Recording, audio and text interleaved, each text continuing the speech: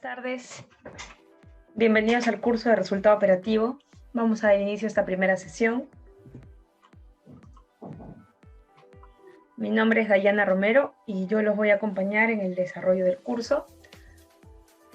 Soy ingeniera civil, más de 8 años de experiencia en control de proyectos en minería y edificaciones, y actualmente me desempeño como consultora, implementadora en gestión de proyectos y especialista en PMO para un programa de PBD Perú. Entonces, bienvenidos a todos a este curso.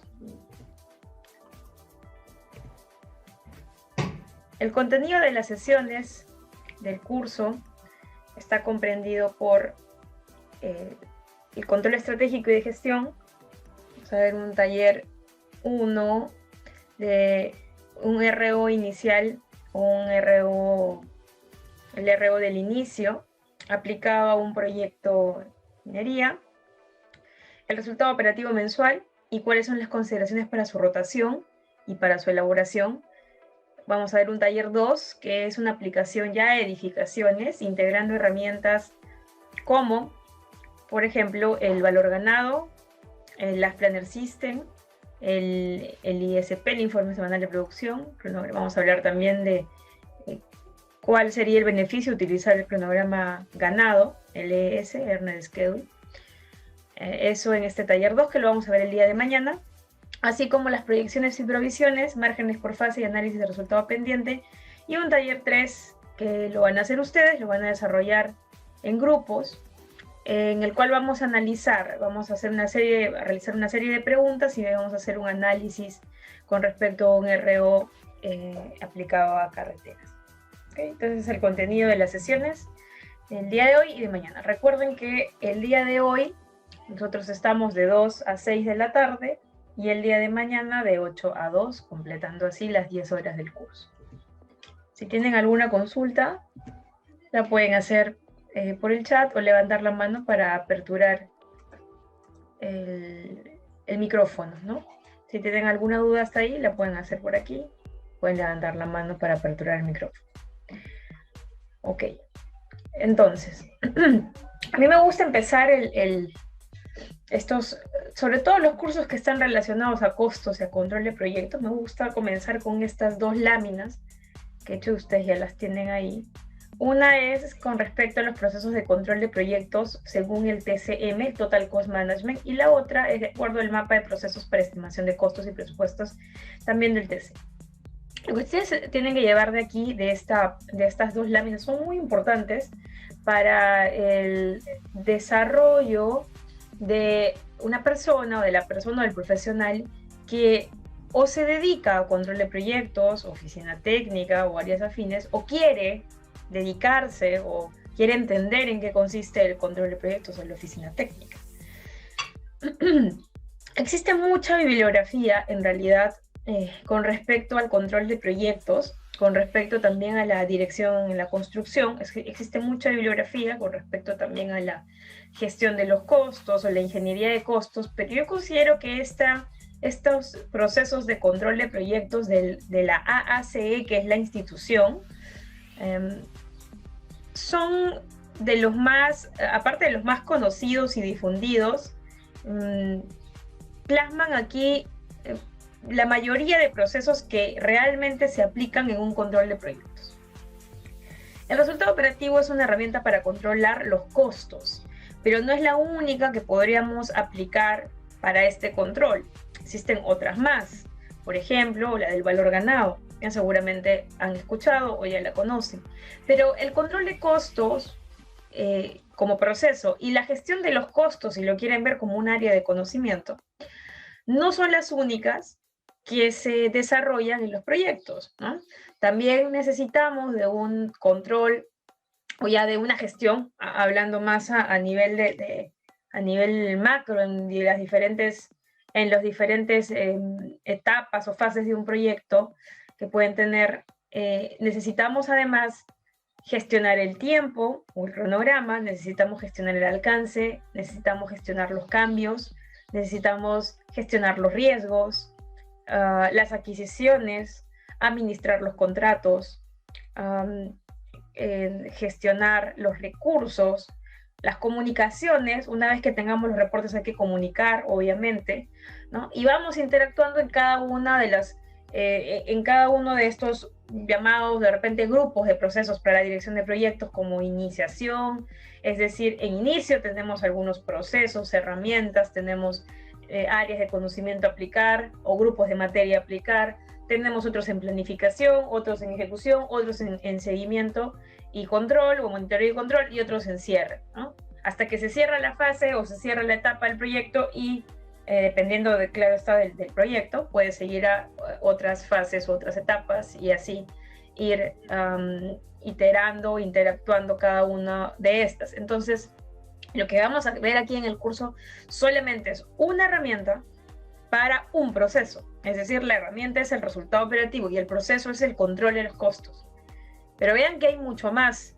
Si vemos estos procesos de control de proyectos del TCM, está alineado al modelo PDCA. El modelo PDCA es el modelo de Deming o el modelo de la mejora continua. ¿En qué consiste este modelo de Deming o de Shewhart o de la mejora continua? Consiste en planear, hacer, chequear y actuar, ¿no? Entonces, cada color de este mapa de procesos está alineado a cada una de estas partes o pasos del modelo, ¿no? Todo lo que vemos de color celeste corresponde al plan. Es decir, a ver, los procesos de gestión para el aseguramiento o la evaluación de la estrategia, el desarrollo de la estrategia para la gestión o para el alcance del proyecto y la ejecución. Cuando hablamos de alcance, ¿no? Cuando hablamos de alcance, cuando hablamos de procesos para la gestión estratégica, estamos hablando de, por ejemplo, los planes, ¿no? De implementación del proyecto, para asegurar el alcance o para evaluar el alcance, los costos, el sistema de repente de requisitos o los requerimientos que se tengan en el proyecto. Cuando hablamos de alcance hablamos de WBS, del World Breakdown Structure. Hablamos también de a partir de la data que ya tiene la empresa, la organización, extraer esa data, que nos ayude como input, como entrada, ¿no? La data histórica, para poder hacer esa evaluación para que se puede aplicar en nuestro proyecto. Cuando hablamos de planeamiento, también nos referimos a hacer un análisis y una retroalimentación basada en la ingeniería, un análisis de valor. Hablamos de involucrar aquí la gestión de riesgos. Hablamos y, sobre todo, de algo que seguramente ustedes ya conocen, que es que en esta etapa o en esta parte de la planificación, nosotros obtenemos principalmente 3 líneas base, que si ustedes han leído la guía del PMBOK o algún otro documento en el que se hable acerca de la dirección de proyectos o la dirección de la construcción, pues mucho se coincide en que saliendo o teniendo como salida principal de la planificación es obtener aquella base que nos permite luego hacer un monitoreo, tomar acciones correctivas, ¿no? Monitoreo y un control. Entonces, comúnmente estas líneas base que se suelen detallar aquí son estas 3. La línea base del cronograma, que la vemos aquí. La de los costos, ¿no? Obviamente la del cronograma sale en base a estas actividades y sale en base a un desarrollo de esta planificación del cronograma. Tenemos la línea base de los costos, en lo cual tenemos un presupuesto. Eso sale de la estimación de los costos y la presupuestación, porque no solamente podemos hacerlo con la estimación, también necesito presupuestar, realizar la acción, que es la presupuestación, para obtener este presupuesto. La línea base del alcance, ¿no? La línea base del alcance, la planificación de los recursos, y para la planificación de los recursos yo puedo obtener los quantities o los metrados o las cantidades, las cuantificaciones, y de acuerdo con respecto a la planificación del procurement, de las adquisiciones, lo que yo tengo son requerimientos contractuales. Todo esto, con todas estas líneas base, más estas cantidades, más estos requerimientos contractuales, y ojo que miren cómo va la cosa, ¿no? Con la entrada teniendo en cuenta como entrada estas concurrencias serían de procesos, podemos obtener un plan de control de proyectos el cual se puede implementar. Por otro lado, estos procesos que están aquí en este rectángulo son iterativos y son procesos concurrentes. ¿Qué quiere decir iterativos? Que se hace una vez, pero luego se actualizan, ¿no? Se actualizan de manera iterativa. Si alguno cambia, muy probablemente otro también, algún otro se va a ver afectado, ¿no? Por ejemplo, si es que aumentan actividades y eso hace que mi cronograma ahora tenga una mayor duración, porque forman parte de la ruta crítica, quizás estas actividades o impactan en la ruta crítica, posiblemente, y muy probablemente, esas actividades van a tener un costo, no van a ser gratis. Entonces esas actividades hay que incluirlas en el presupuesto y pues también cambiará el costo o se actualizará el costo y seguramente van a tener un metrado o una cantidad, entonces también cambiará esta de aquí de los metrados. Y seguramente puede ser que sí, puede ser que sí, puede ser que no, puede ser que tenga algún impacto en los requerimientos contractuales o las adquisiciones, porque hay que tomar en cuenta aquí cuáles son las condiciones, entonces habría que hacer una evaluación de todo, ¿no? De todo para ver que esa actualización, esas nuevas actividades o ese nuevo metrado, cómo está impactando a los demás procesos. Ya cuando se implementa el plan de control de proyectos, que eso es en el hacer, nosotros tenemos pues estas líneas base, ¿no? Estas líneas base guardadas, y a partir de esas líneas bases guardadas, ya con el registro de la data y con el procesamiento para obtener la información, ya puedo hacer un chequeo o puedo hacer una verificación, que sería todo lo que está de color verde, que son estos dos recuadros, ¿no? Lo correspondiente al progreso y a la medición del performance y lo correspondiente a las cuantificaciones o a la acumulación de los costos del proyecto. Siempre comparándolo, siempre chequeando o verificando en base a estas líneas base. Y ya para una posterior evaluación, que es lo que está de color naranja, tenemos desde una evaluación con respecto al performance, desde una proyección, desde las proyecciones o las aplicaciones de algún tipo de proceso o de plan para la gestión de los cambios.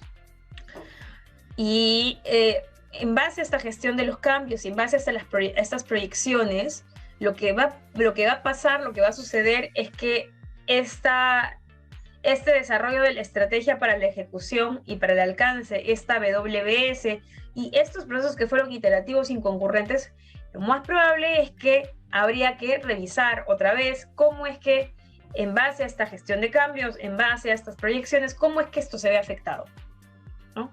Entonces, este es el ciclo, y bueno, obviamente que todo esto luego se ayuda a retroalimentar, porque la parte de la evaluación también es obtener data, más que data, información ya procesada que viene de mi proyecto y que me sirva como un registro histórico, ¿no? Un registro histórico del proyecto para su posterior uso en otros proyectos o en el mismo proyecto a medida que vaya recopilando esta información y las vaya guardando en mi repositorio, digamos, de data, de información o de lecciones aprendidas que tengamos en el proyecto. Por otro lado, con respecto a los costos, este TCM, que significa Total Cost Management, que es un libro, uno de los, un framework en realidad. Framework es un marco de trabajo, es un marco de trabajo de la ACE, nos brinda un mapa de procesos para estimación de costos y presupuestos. La guía del PMBOK, en su 6ª edición, y el Construction Extension, en la edición vigente, o sea, la extensión para la construcción del PMI, también nos habla acerca de la gestión de los costos, pero no, quizá no se ve así a manera o como proceso. Si ustedes buscan en la misma guía, no en la extensión de la construcción, en la misma guía del PMBOK, van a encontrar 4 procesos. Van a encontrar el del plan de gestión de los costos, el de la estimación de los costos, el de la determinación del presupuesto y el del control de los costos. Van a encontrar esos 4. No, pero lo vemos que esos 3 primeros que mencioné están en planificación y el del control está en monitoreo y control. Podemos ver que esos también interactúan con otros procesos, con otros procesos de otras áreas de conocimiento, ¿no? Según la guía del PMBOK. A mí particularmente me parece mucho más interesante y más comprensible verlo de esta manera, ¿no? Porque sigo el ciclo PDCA o el modelo PDCA y entiendo que yo debo tener un plan, ¿no? Y ese plan es un plan para si quieren llámenle el plan de gestión de costos, pero la ACE lo considera como un plan para la estimación y para la presupuestación. Esa es la parte de mi plan. La parte del hacer ya se ve como, ¿qué es lo que tengo que hacer? Tengo que calcular estas cantidades, ¿no? Estas cantidades y tengo que tener también el contenido del alcance de los costos, ¿no? Con respecto a estos costos. Ahora, para luego determinar un precio, ¿no? Determinar un precio, que es el estimado de estos costos. Pero para estas acciones, yo necesito de entradas, necesito de otros procesos, por ejemplo, antes de que me pase. Para las estimaciones necesitamos conocer el alcance, necesitamos las bases del planeamiento del proyecto, necesitamos las técnicas o necesitamos todo lo referente a los entregables contractuales, necesitamos la WBS y el plan y un plan de con sus paquetes de trabajo y la estrategia de ejecución. Necesitamos códigos de cuenta o cuentas donde las cuales se van a acumular los costos. Todo eso para la planificación. Ya para el hacer, para los metrados y para conocer el contenido o el alcance de los costos, necesito ya la aplicación de un análisis de riesgos, ¿no? En el cual estime o el cual tenga estimado esta contingencia. Y para la determinación del precio necesito los requerimientos y los objetivos del proyecto. Ya para el chequeo y la verificación, o la verificación es lo mismo, chequear o verificar, para ello, aquí la ACE recomienda hacer una simulación. Simulación y optimización de los costos.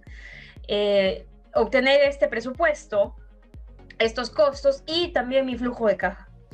Analizar el flujo de caja. Para analizar el flujo de caja yo requiero mi cronograma. Y además requiero de la WBS otra vez y requiero de estos códigos de cuenta, ¿no? O los cuentas en las cuales se van a acumular estos costos.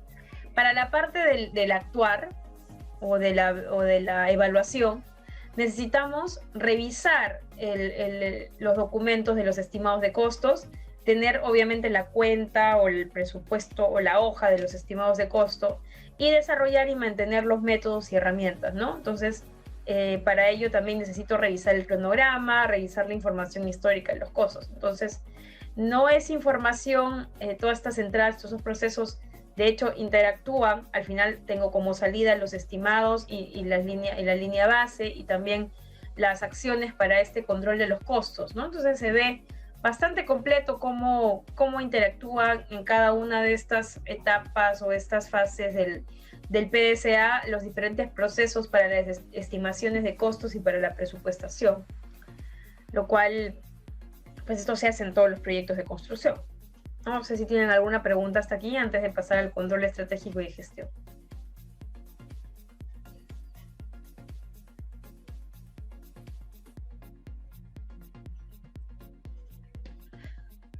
¿Ninguna?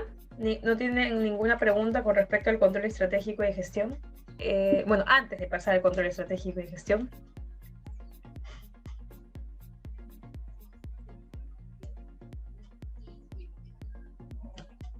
Ya, continuamos entonces. Igual si tienen alguna pregunta, la pueden ir escribiendo por el chat. Para yo poder responderla. Entonces comenzamos con el control estratégico y gestión. Esta parte es muy importante, siempre cuando hago la introducción al control estratégico y gestión, menciono que esta primera parte del control estratégico y gestión está más referida a qué es lo que necesitamos entender para poder realizar este control en las empresas.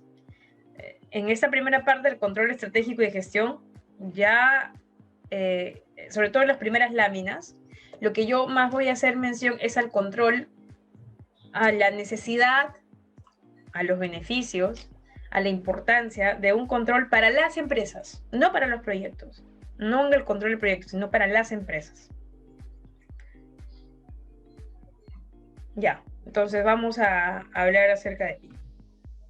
A ver, Primero, a nivel de una empresa, ya de una organización, ¿es necesario controlar? Sí, es muy necesario controlar, sobre todo si la empresa tiene un plan estratégico y tiene objetivos a los cuales quiere llegar a fin de año o al finalizar un periodo, ¿no? Ahora, no solamente es importante controlar, también es importante planificar. Entonces, no sirve de nada que quiera que controle si no he partido de una planificación. Y no sirve de nada planificar si no voy a controlar. ¿Okay? Y eso aplica no solamente para los proyectos, no solamente para las empresas, se aplica para todo en la vida. Entonces, esto es muy importante a tomar en cuenta. ¿Por qué es importante o por qué una empresa una organización, debería invertir en desarrollar técnicas, aplicar técnicas, contratar profesionales, realizar evaluaciones para el control? ¿Por qué? Porque el control, al ser un proceso, es un proceso bien particular, es un proceso particular que tiene incluso su propia estructura de trabajo, ¿ya? El control. Ese proceso consiste en aprovechar de forma eficaz, eficiente y permanente los recursos de la empresa para contribuir al logro de los objetivos definidos por la estrategia. Entonces, las empresas tienen una estrategia. Esas las suelen realizar mediante un plan estratégico, ¿no? Suelen desarrollar un plan estratégico que lo hacen a un año, a 2, a 5 años, y en ese plan estratégico tienen que considerar pues los recursos que van a consumir, el tiempo, asignar un presupuesto y demás. Entonces lo que se espera es que ese plan estratégico al final del periodo en el cual se va a hacer la evaluación se haya cumplido y se haya superado las metas, las cuales tienen comúnmente todas derivan o todas llevan a una sola, se podría decir meta o una gran meta. ¿Cuál es esa meta? Es la de aumentar los márgenes de ganancia de la empresa, ¿no? Estamos hablando de empresas privadas, ¿no? Porque empresas públicas u otro tipo de organizaciones pueden tener otros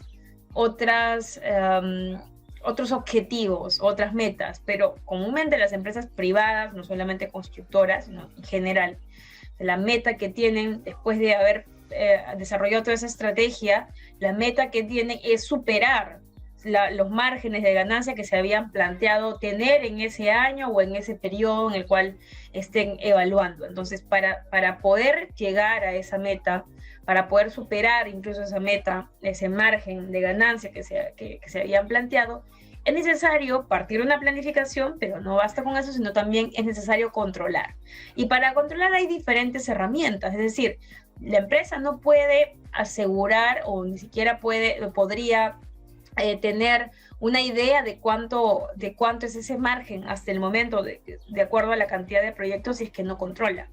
Si es que no tiene una herramienta, y esa herramienta además tiene que estar estandarizada para todos sus proyectos, una herramienta estandarizada que le permita tener ese control al término del proyecto o ese control durante el proyecto, porque no necesariamente que el proyecto va a culminar ese año en el cual va a ser la medición o la cuantificación, sino puede ser que el proyecto siga, pero si es que no tiene ninguna herramienta para controlar, ¿cómo es que va a asegurar o cómo es que va a saber si es que está ganando o está perdiendo en un proyecto o en todos sus proyectos, ¿no? Entonces, veámoslo así, a nivel empresarial o corporativo, va a ser un proceso muy importante que al final lo que me va a ayudar es a contribuir al logro de los objetivos definidos por la estrategia.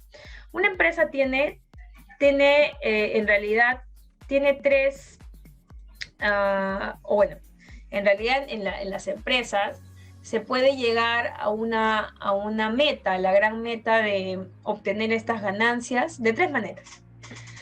Según el libro de Elijah Goldratt, la meta, de hecho que les recomiendo que lo lean. Una es aumentando las ventas, ¿no? Aumentando las ventas, ¿qué quiere decir? Aumentando las ventas quiere decir, pues, o tengo más proyectos, o genero más, de repente hay más adicionales, ¿no? Pero aumentar las ventas es una. La otra es reduciendo el inventario, ¿no? Y el inventario y la gestión del inventario, eso ya depende en realidad de cada empresa. Y el tercero es reduciendo los costos, ¿no? Y ahí justamente va la herramienta del resultado operativo. ¿Cómo voy a reducir los costos si no los estoy controlando? Si no los estoy monitoreando. Pues esa herramienta nos ayuda a ello. ¿Cuáles son las características del control? A ver, ahí tengo una pregunta. El RO también podríamos aplicar a entidades públicas, ya sean municipios o solo el RO es para entidades privadas. Ya, pero ahí me tendrían que aclarar, qué rol juegan ustedes en este rubro de la construcción. Es decir, ¿qué son? ¿Son supervisores? ¿Son clientes? ¿Son contratistas? ¿Son subcontratistas? Ahí me tendrían, en la pregunta que me han hecho, tendrían que aclararme qué rol juegan ustedes, qué rol ocupan ustedes. ¿Cuál de todos estos roles en la construcción? ¿No? Tenemos 3, en realidad. El del cliente, que ahí va también el supervisor, porque es parte del cliente, el constructor y el que el constructor puede subcontratar, ¿no? Entonces, ¿cuál de esos 3 serían? Ustedes. Supervisión. No. No, porque el RO es una herramienta de control de costos. Y si es de control de costos, los costos lo controla la empresa para saber cuánto es su margen de ganancia, principalmente. Entonces, si yo soy constructor, obviamente yo no le voy a mostrar los costos a mi cliente, ni tampoco a mi supervisor. Tampoco me lo puede pedir porque depende mucho de la modalidad de contratación, pero como se suele trabajar acá en Perú, es a precios unitarios, a suma alzada, a veces llave en mano y demás. Pero si es un precio unitario, si es un suma alzada, el contratista en realidad vela por su costo y ve qué tan eficiente o no lo es para cumplir con un alcance. Entonces, el resultado operativo es una herramienta de control de costos. Y al ser una herramienta de control de costos, esta se usa o se aplica más por el lado de la constructora, del constructor, que es quien va a ejecutar el proyecto. También puede ser el subcontratista. Claro está, si es que su contrato pues amerita hacer un control al detalle que vamos a ver. El cliente o el supervisor no podría aplicar el resultado operativo porque tendría pues que llevarlo más de repente a una manera más simplificada de obtener los costos de repente de todos los contratos, de todos los proyectos que está administrando. Un supervisor puede ser que administre varios proyectos, ¿no? Sea para una entidad pública o privada. Entonces, esta es una herramienta más alineada o más para el control de los costos. ¿Y quién controla los costos? Controla los costos de la obra, el que ejecuta el proyecto, ¿no? Si es que yo lo voy a ejecutar, pues entonces controlaré los costos mediante esta herramienta. Pero si es que yo lo voy a supervisar o si es que voy a esperar un resultado, no tendría gran beneficio utilizarlo porque podría utilizar herramientas más simples. Cuando estamos más arriba en esta línea de, digamos, de actores de la construcción, mientras esté más abajo, el trabajo va a ser mayor, obviamente, y voy a necesitar más herramientas, pero mientras esté más arriba, o sea, cliente, supervisor, voy a necesitar otros medios para controlar. No le puedo controlar el costo a un contratista porque primero que no me lo debería y no tendría por qué dármelo porque yo lo estoy contratando para un servicio que es la construcción de algún tipo de construcción. Y si lo estoy contratando para ese servicio y tengo por ejemplo, un suma alzada, tengo un precio fijo que le voy a pagar de $1.000.000, el contratista verá cómo es que distribuye y que ocupa ese $1.000.000, pero ese va a ser el costo o va a ser en realidad no el costo, es el precio que hemos pactado en un contrato. El contratista, él se encarga de ver su productividad, él se encargará de controlar sus costos. Obviamente, a mí como cliente o supervisor me repercute el hecho de que llegue a tiempo, de que lo haga con calidad, de que lo haga, bueno, en el tiempo, ¿no? De que las comunicaciones, el uso de recursos y demás sea de acuerdo al avance que me ha prometido cuando suscribimos el contrato.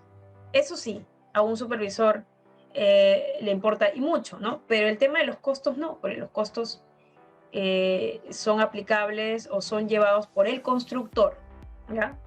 yo he trabajado en privado y bueno, ahora en público, pero bueno, el costo, como les digo, el costo lo maneja el constructor, salvo sea otra en la modalidad de contrato al cual nos referimos, ¿no? Si uno es una modalidad contractual más del IPD, del Integrated Project Delivery, ahí sí, pues, ¿no? Ahí sí se comparte el costo con el cliente. Es más, hay beneficios, luego una tasa de reparto que se ve en el contrato por el hecho de ahorros y demás, se comparten riesgos, etcétera, ¿no? Pero los costos, todos los proyectos en los que he trabajado bajo modalidad de suma alzada, llave en mano, tiempo y material, bueno, tiempo y materiales tienen su particularidad, así que no lo voy a incluir, pero suma alzada, precios unitarios, administración directa más suma alzada también puede ser. No, el contratista o el subcontratista controla y lleva sus costos, ¿no? Y no tiene por qué mostrárselos al supervisor o al cliente. ¿Ya? No sé si está claro entonces con respecto al uso del resultado operativo. Es una herramienta para controlar costos. Y si es una herramienta para controlar costos, así como el valor ganado, lo lleva quien ejecuta la obra. Es decir, lo lleva el constructor o el subcontratista. Cualquiera de los casos, o el constructor o el subcontratista. El subcontratista también lo puede llevar, ¿no? Pero yo particularmente lo recomiendo para proyectos, si son subcontratistas, para proyectos que en realidad meriten, porque ya vamos a ver qué es lo que ocupa o qué es lo que contiene el resultado operativo y son varios procesos, es bastante información que hay que recopilar, así que si es un proyecto pequeño, si es un servicio pequeño, no les recomendaría tampoco utilizar el resultado operativo, ¿no? Hay que ver a cuál es su aplicación para evaluar qué herramienta aplicar. No todas las herramientas las vamos a aplicar, depende mucho del proyecto, ¿ya? Entonces, respondí la pregunta, Nils, me parece que está claro, es una herramienta de control de costos, ¿ya? Y como control de costos, un constructor o un subcontratista. Ya, por otro lado, ya, también para aclarar, por ahí si es que le sale la duda. Esto más que todo a nivel de carreteras, edificaciones, infraestructura, hospitales, algún otro proyecto de infraestructura, saneamiento, etcétera, ¿ya? En minería también lo pueden aplicar, como vamos a ver, ¿no? Sin embargo, si ustedes están en minería y no son el constructor, ¿ya? No son el constructor, son el supervisor o son el cliente, lo mismo, es la misma explicación que he dado al inicio, ¿no? No, en realidad no lo podrían aplicar, es más para quien ejecuta la obra, ¿ya? Eso nada más para tenerlo en cuenta, ¿ya? Y recuerden por qué, ¿no? Recuerden porque es una herramienta de control de costos. Y los costos, ¿a quién le importa? A quien lo ejecuta. Obviamente que como cliente o como supervisor yo voy a tener que desembolsar, pues, ¿no? Voy a tener que desembolsar, voy a tener que hacer mi proyección del gasto, de mis proyectos, de mi contrato, ya, pero ese tipo de control es distinto. No el resultado operativo, y como ya vamos a ver sus componentes y sus partes, requiero pues de información del staff, de los empleados, el costo, o los empleados, el costo empresa del personal, el costo de los materiales, pero costo, lo que realmente me cuesta, no lo que vendo, sino lo que me cuesta. Es decir, si yo le vendo al cliente 1 kilo de clavos a 4 soles, el kilo de clavos al cliente se lo vendo a 4 soles, pero a mí me cuesta 3 soles, esa diferencia de 1 sol la voy a saber solo yo, no el cliente, no, solo yo, porque yo se le he vendido a 4 soles, si se lo he vendido y él ha aceptado 4 soles, es por algo, ¿no? Por un tema de riesgos, por un tema de suba y baja del precio, por un tema que yo lo compro por toneladas o yo lo compro en masivo para varios proyectos, no lo sé, pero ese ahorro solo lo sé yo, o si es que hay una pérdida, ¿no? O si es que fuera al revés, que se lo vendo al cliente a 3 y a mí me cuesta 4, esa pérdida solo la voy a saber yo. Eso es mi control de costos, ¿ya? Sobre todo para esas modalidades contractuales en las que comúnmente la mayoría trabaja, ¿no? Suma alzada, precios unitarios, administración directa más suma alzada, puede ser también, aparte, podemos citar también tiempo y materiales o llave en mano, entre otros, ¿no? Entonces, ¿cuáles son las características del control? Ya un poco siguiendo a la anterior lámina, ¿no? Pero este es el control de la empresa, para la empresa. Una empresa lo que busca, una organización lo que busca es gestionar el cambio empresarial. y cómo gestiona el cambio empresarial a partir de cómo es que voy avanzando o cómo es que voy completando todas esas metas que nos habíamos planteado. Una organización lo que busca también es que su personal sea participativo y esté motivado, ¿no? Esté motivado. Este control, entonces este control como tal amerita que el personal pues sea participativo y que además sea motivador, porque además cuando esté aplicando estas estrategias para controlar o estas herramientas, lo que nosotros esperamos como mínimo es que haya cambios, ¿no? Que haya cambios, obviamente, que motiven o que se mejore la condición evaluada en la organización. Además, lo que se busca, o otra de las características, es que sea un proceso continuo y dinámico, y eso es muy importante, ¿no? El control es un proceso continuo, es decir, desde el día 1 que estamos invirtiendo algo de dinero, ya vamos a necesitar y querer controlar cómo es que ese dinero, ese sol o ese dólar que hemos invertido, cómo es que se está transformando, se está convirtiendo, que si lo estoy ganando, se lo estoy perdiendo. Entonces es un proceso continuo y es un proceso dinámico, requiere de muchas acciones, de mucha toma de decisiones y está alineado a la estrategia. El control no puede ir por su lado y la planificación por otro, no. O sea, yo controlo lo que he planificado, lo que tengo como línea base, por lo tanto está alineado a la estrategia. La estrategia puede estar, por lo general en las empresas pues llevan estrategias a largo plazo, ¿no? Pero las van controlando, las van monitoreando a mediano y obviamente que también a corto plazo para poder asegurar ese largo plazo. Y estas dos últimas que son muy importantes, la eficacia y la eficiencia, ¿no? Eficaz, que cumpla con los objetivos o con estas metas de la organización, y eficiente, que sirva para la mejora continua, ¿no? Nos tiene que servir como punto de partida para seguir mejorando en cuanto a alcanzar las metas o las estrategias, el cumplimiento de las metas y estrategias de la organización.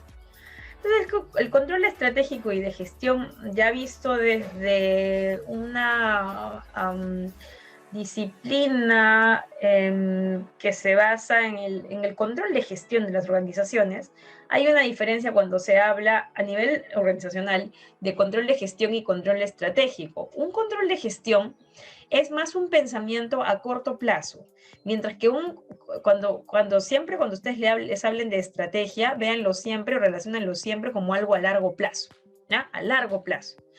A largo plazo pues pueden ser 3, 5 años, 2 años, no lo sé. Un corto plazo es algo más cortito, ¿no? Puede ser 1 año a menos. Entonces, ya dentro de las organizaciones, cuando se habla de control estratégico y de gestión, hay una gran diferencia. Cuando hablamos de un control estratégico, nos referimos más a algo a largo plazo, algo que surge de la propia estrategia de la empresa, que tiene que ver con la misión y la visión de los objetivos de la empresa, que está alineado al control empresarial, que el control estratégico es un instrumento de comunicación de la estrategia empresarial que ofrece información que disminuye la incertidumbre, asigna responsabilidades, permite un seguimiento de las actividades y procesos clave. Pero cuando hablamos de un control de gestión en una organización, hablamos ya más de un pensamiento a corto plazo. De repente ya no se ve de manera macro lo que pasa en toda la organización, sino es algo más llevado, algo más llevado a cada área de la empresa, a una visión más parcial. Si hablamos en términos de contabilidad, por ejemplo, el control de gestión está subordinado a los principios de contabilidad financiera, y dentro de esta contabilidad financiera se ignoran otros indicadores, solamente los de la contabilidad financiera, aporta información muy abstracta, ignora el entorno empresarial porque solamente pues, se ve a corto plazo. La información no es del todo fiable porque también es a un corto plazo, tiene un carácter más controlador y sancionador, y la principal fuente de información son los ratios.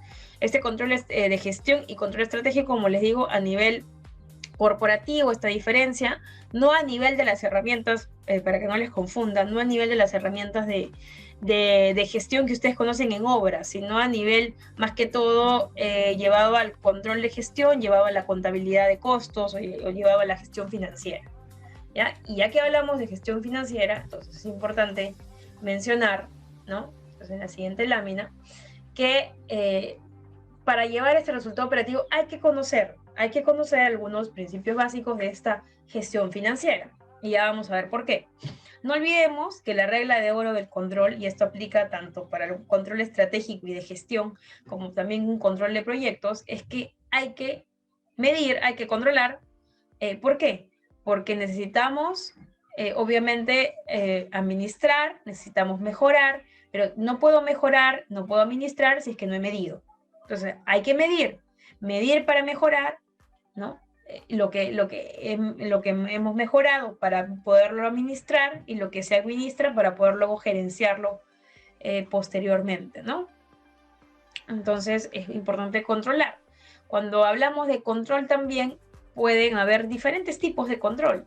Puede haber un control antes, puede haber un control después, según el momento en el que lo hacen, según la naturaleza, puede ser estratégico, directivo u operativo. Recuerden que el estratégico es a largo plazo, el directivo es a mediano y el operativo es a corto plazo.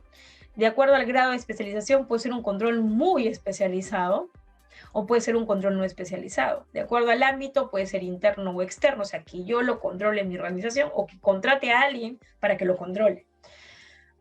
Puede ser, según el grado de formalización, formal o informal, o esto es muy particular, de repente eso no aplica tanto en proyecto, quién ejerce el control, el mercado, la burocracia o el plan.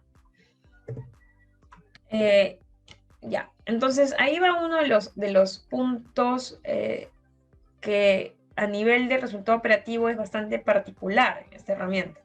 Conocer algunos principios básicos de la gestión financiera y también de la contabilidad de costos. ¿Qué es la contabilidad de costos entonces? Por cierto, toda empresa consultora pues lleva su contabilidad de costos y lleva su gestión financiera, ¿no? Que por lo general de repente nosotros no estamos muy relacionados a ello porque lo realiza pues otras áreas, ¿no? El área de administración y finanzas, o el área de financiera, o el área contable, ¿no? Entonces son otras áreas y por lo general, pues si nosotros estamos en obra o hemos estado en obra, puede ser que no haya un pleno o un total conocimiento de qué es lo que hacen estas áreas, ¿no? Pero ¿qué es entonces la contabilidad de costos? La contabilidad de costos es un sistema de información, o sea, el sistema de información que tiene como objetivo la predeterminación, la acumulación, el registro, la distribución y el posterior análisis e interpretación de los costos de producción, de distribución, de administración y también financieros, ¿no? Entonces está relacionado a todos estos pasos, estos procesos, con estos sistemas de información, que al final lo que va a permitir es que todos los costos provenientes de la empresa los puedan analizar, los puedan interpretar, los puedan acumular, los puedan registrar, los puedan distribuir. Hay dos tipos de contabilidad entonces. Hay la contabilidad gerencial y tenemos la contabilidad financiera. La contabilidad gerencial está más relacionada a que esta se puede definir como un proceso también que identifica, que mide, que analiza, que prepara, que interpreta, que comunica la información financiera y que es usada esta información por la gerencia para planear, evaluar y controlar la organización y usar estos recursos de manera adecuada. Eso en una contabilidad gerencial, ¿no? Pero en una contabilidad financiera, que esta financiera es más expresada en términos cuantitativos. O sea, yo ya voy a tener cantidades y monetarios, ¿no? Y esto de las transacciones que realiza la entidad, ¿con qué fin? Va a proporcionar información útil y segura a usuarios que no solamente van a ser internos, sino también a usuarios externos. ¿Para qué? Para la toma de decisiones. Ambas contabilidades, tanto la gerencial como la financiera, nos ayudan a la toma de decisiones, ¿ya? Ambas nos ayudan a la toma de decisiones. La diferencia es que entre una contabilidad y la otra, las acciones, el plazo, los actores, quienes están involucrados, son distintos, ¿ya? Pero ambas nos sirven para tomar decisiones, ambas contabilidades.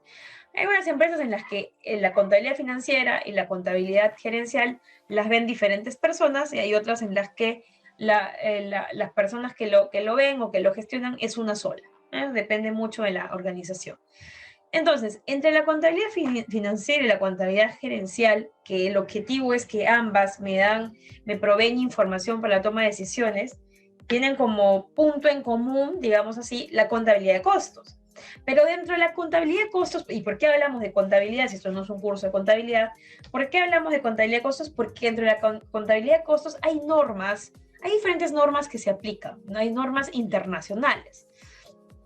Tenemos dentro de estas normas internacionales de contabilidad llamadas NIC, Norma Internacional de Contabilidad, tenemos una que es la NIC 11.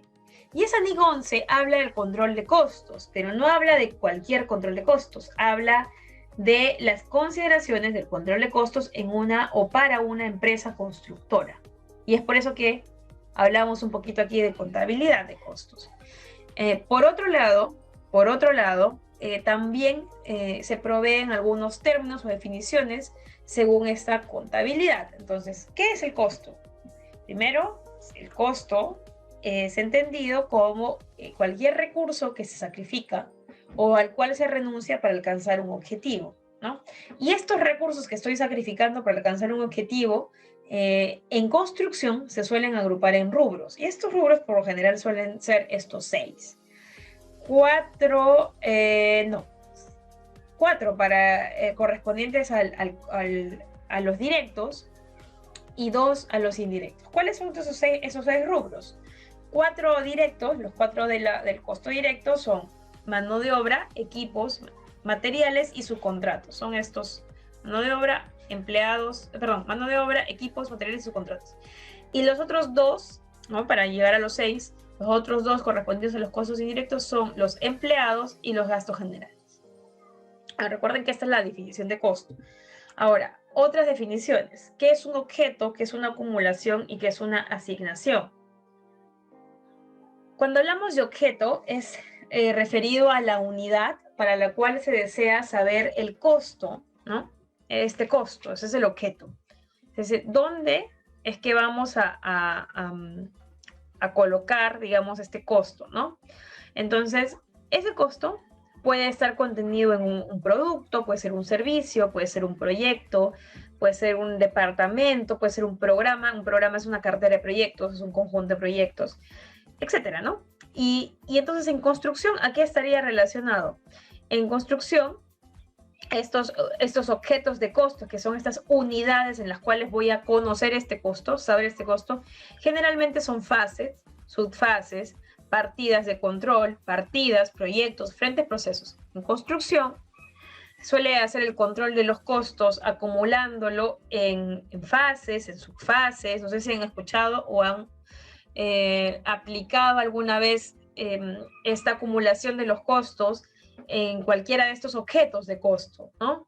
Fases, subfases, partidas de control, proyectos, frentes, procesos, ¿no? Por ejemplo, el frente, mi proyecto, ¿cuál es el costo, ¿no? Ahí es donde estoy acumulando, donde estoy plasmando en esta unidad este costo, el cual deseo saber, ¿no? ¿Cuál es el costo de mi frente? ¿Cuál es el costo de mi partida de control? ¿Cuál es el costo de mi proyecto, si es que estoy manejando una cartera de proyecto? ¿O cuál es el costo de mi proceso, ¿no? Dependiendo de lo que estemos controlando, ¿ya? Pero a eso se refiere entonces los objetos. Es la unidad para la cual deseo saber el costo, ¿no?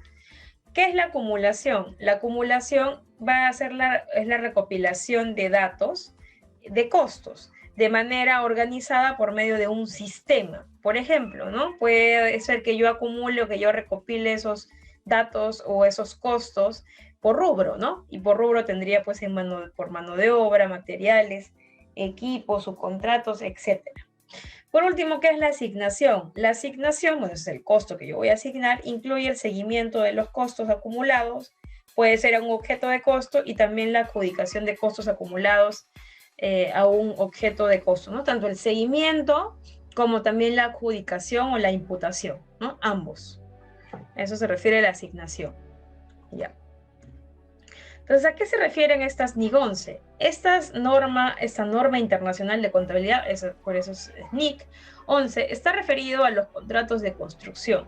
Entonces, ¿cuál es el objetivo de esta norma? Es prescribir el tratamiento contable de los ingresos de actividades ordinarias, y los costos relacionados con los contratos de construcción. Entonces, esta NIC 11 es aplicado a proyectos de construcción. ¿Por qué? Porque voy a prescribir qué tratamiento contable se les va a dar a los ingresos, a todo lo que ingresa, y a las salidas vendrían a ser pues los costos, ¿no? Los costos relacionados a estos contratos de construcción. Entonces la cuestión fundamental de contabilizar los contratos de construcción es la distribución de los ingresos de esas actividades ordinarias y los costos de que cada uno de ellos genere, ¿no? Y sobre todo relacionarlo a los periodos contables a lo largo del cual se ejecuta. Y cuando hablamos de periodos contables, recordemos muy bien que nuestra área de contabilidad pues hace cierres, ¿no? Entonces esos periodos contables, el área de contabilidad obviamente los tiene registrados y necesita saber o necesita calcular cuál es el total de estos ingresos y cuál es el total de esos costos correspondientes a estos ingresos en esos periodos contables. ¿Qué es un contrato de construcción según las NIC 11? Es un contrato específicamente negociado para la construcción de un activo o un conjunto de activos. Y estos activos están íntimamente relacionados entre sí o son interdependientes en términos de diseño, tecnología y función, o bien en su relación con su último destino o utilización, y también puede referirse a la prestación de servicios directamente relacionados. Entonces, a eso se trata, o así lo define esta norma internacional, a los contratos de construcción. Y para la NIC 11, según la NIC 11, existen dos tipos de contrato, que si ustedes han leído la guía del PMBOK en el área de conocimiento y gestión de las adquisiciones, también van a hacer mención a estos mismos dos tipos de contrato. Es más, la guía tiene uno adicional que es como un híbrido de los dos, que es el tiempo y materiales. Pero aquí menciona estos dos nada más. Menciona los contratos a precio fijo o suma alzada, que seguramente sí los conocen o sí los han manejado en algunos proyectos. Y en este suma alzada o precio fijo, el contratista pacta o conviene un precio fijo establecido en el contrato, y en algunos está sujeto a una escala progresiva de costo, ¿no? Pero el punto es que aquí se pacta un precio fijo. Ese es el suma alzada, es un precio fijo. Entonces me contratan por $1 millón y con ese $1 millón yo tengo que desarrollar ese alcance con el cual me han contratado. Ese es el precio fijo. El basado en el costo más honorario o administración del margen sobre el costo. Aquí es cuando el contratista recibe el reembolso de los costos más un porcentaje, ¿no? En esta modalidad de contrato, aquí sí es bastante peculiar, porque aquí es que a mí me contratan para desarrollar o para construir, para construir 5 colegios, ¿ya? O 5 bloques, ¿no? Mejor no vamos a abarcar programas, sino un proyecto. 5 bloques o 5 torres, digamos así, es para un colegio. El proyecto es un colegio, pero son 5 bloques. Entonces, pues pactan conmigo desarrollar este contrato basado en el costo más honorario. ¿Qué quiere decir? Que yo tendría que llevar un control de cuál ha sido el costo el costo de la ejecución de esos 5 bloques, y se lo tendría que tal cual dar a mi cliente. ¿Para qué? Para que él me pague todo lo que he gastado en esta construcción de estos 5 bloques. Entonces, yo recibo, como constructor, recibo el reembolso del costo, no venta, del costo de esos 5 bloques, más, y el cliente me va a dar además un porcentaje de ese costo, o me va a dar un honorario fijo. Es decir, por ejemplo, yo le cobro 10%. Ese es fijo, 10% de todo lo que se había presupuestado inicialmente. Ese 10% es para mi gasto, es mi utilidad, digamos así. Entonces, esa modalidad contractual del costo, de hecho hay muchas variables, ¿no?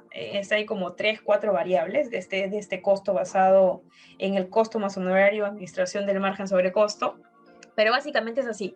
A mí me pagan por todo lo que he invertido en este proyecto, por todo lo que he ejecutado, y me dan aparte un porcentaje o un monto o un honorario fijo por pues, mi utilidad y mi servicio, ¿no? Eso correspondería a la utilidad y a mi servicio o ese margen que yo espero. Pero esos son los dos tipos de contrato que proporciona la NIC 11. Entonces, la NIC 11 dice además, tú puedes identificar tus contratos tomando en cuenta estos 3 tipos, digamos así.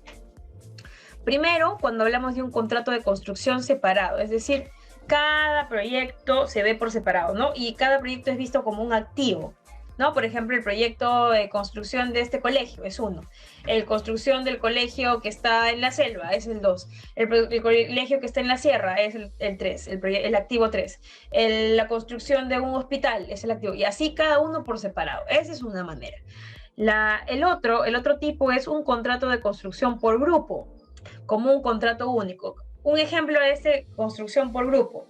Tenemos que construir, digamos, un colegio, el mismo colegio, pero además este colegio, pues estos famosos colegios que le llaman emblemáticos, que tendrán pues piscina, tendrán una piscina olímpica, tendrán una zona de deporte, una zona súper grande para laboratorio de investigación, no lo sé.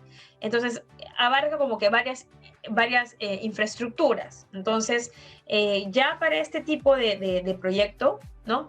Si bien es cierto, me podrían hacer un contrato para cada uno de estas infraestructuras, pero, ¿no? Si lo requieren juntar todo, es decir, todo completo, todo el colegio con todas las otras infraestructuras, la piscina olímpica, el área de juegos, etcétera, todo eso se puede agrupar y se puede ver como un activo o como un contrato único, ¿no? Entonces estoy agarrándolo por grupo, ¿ya? Ese es el tipo B. Y el tipo C es contratos por un activo adicional, es decir, en este colegio me piden hacer de repente toda la parte del cerco perimétrico, que no estaba considerado ya. Eso sería el contrato por un activo adicional. Entonces, las NIC 11 nos dan las pautas del reconocimiento de ingresos. Ingreso es la venta, ¿no es cierto? Y gastos es el costo de un contrato de construcción. Eso es lo que nos dan las NIC 11. Recuerden, ingresos es lo que yo vendo y costos es todo lo que sale. Entonces, la NIC 11 según clasifica los ingresos es la venta, recuerden, del contrato de construcción en estos 4, ¿ya? Los ingresos del contrato los clasifica en estos 4. Primero es el ingreso que viene o que está en el contrato, es decir, para lo que me han contratado, todo lo que yo valorice según lo que me han contratado. El otro es por la variación en el trabajo contratado. Entonces, esta variación, ¿a qué nos referimos? Adicionales, por ejemplo, ¿no?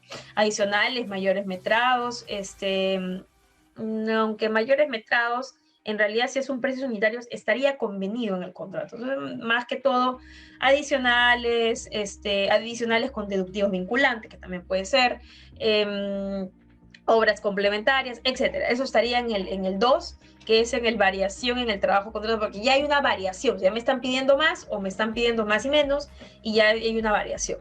El tercero sería reclamos.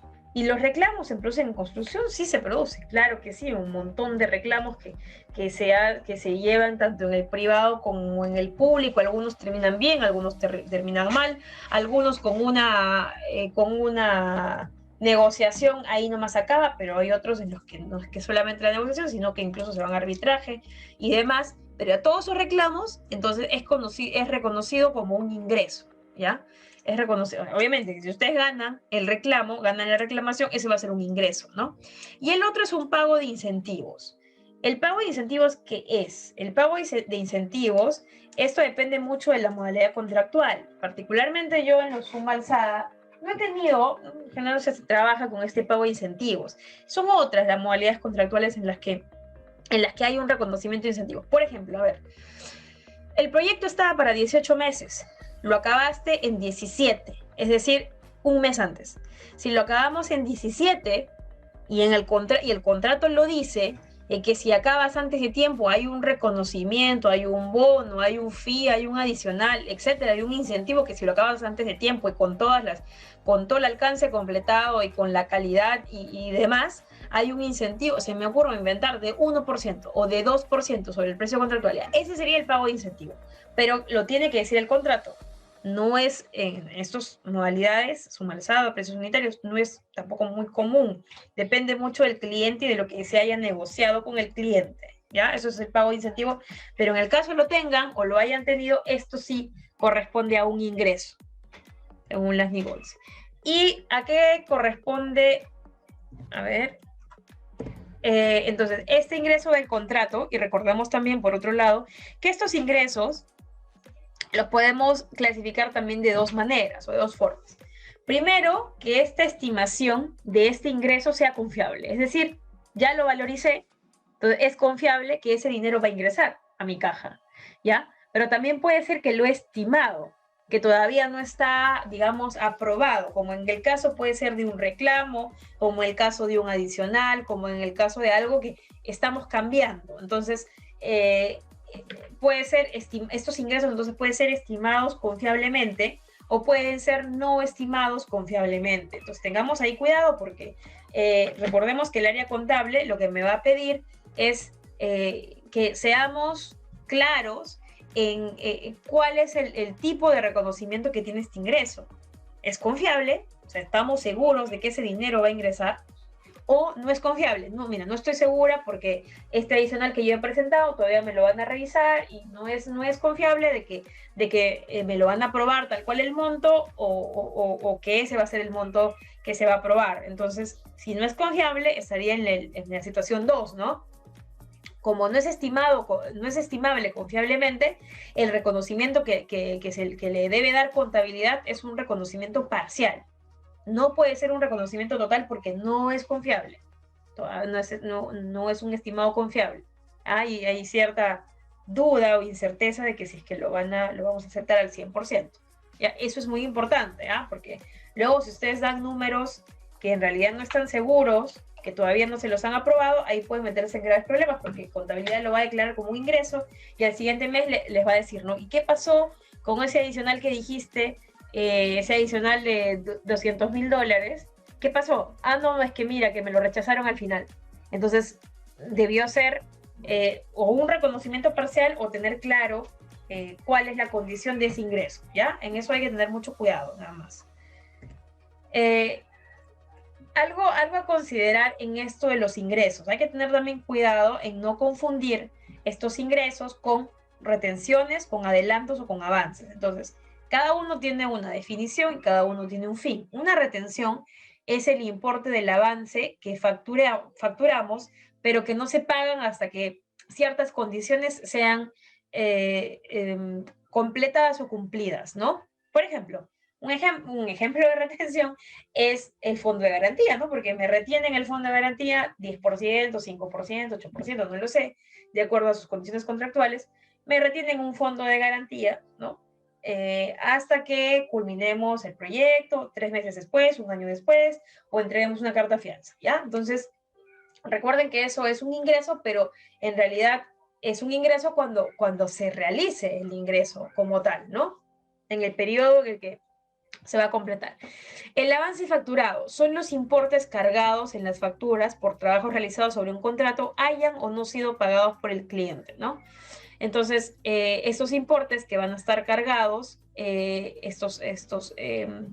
también hay que considerar que estos avances facturados los podríamos tener y hay que también saber diferenciarlos.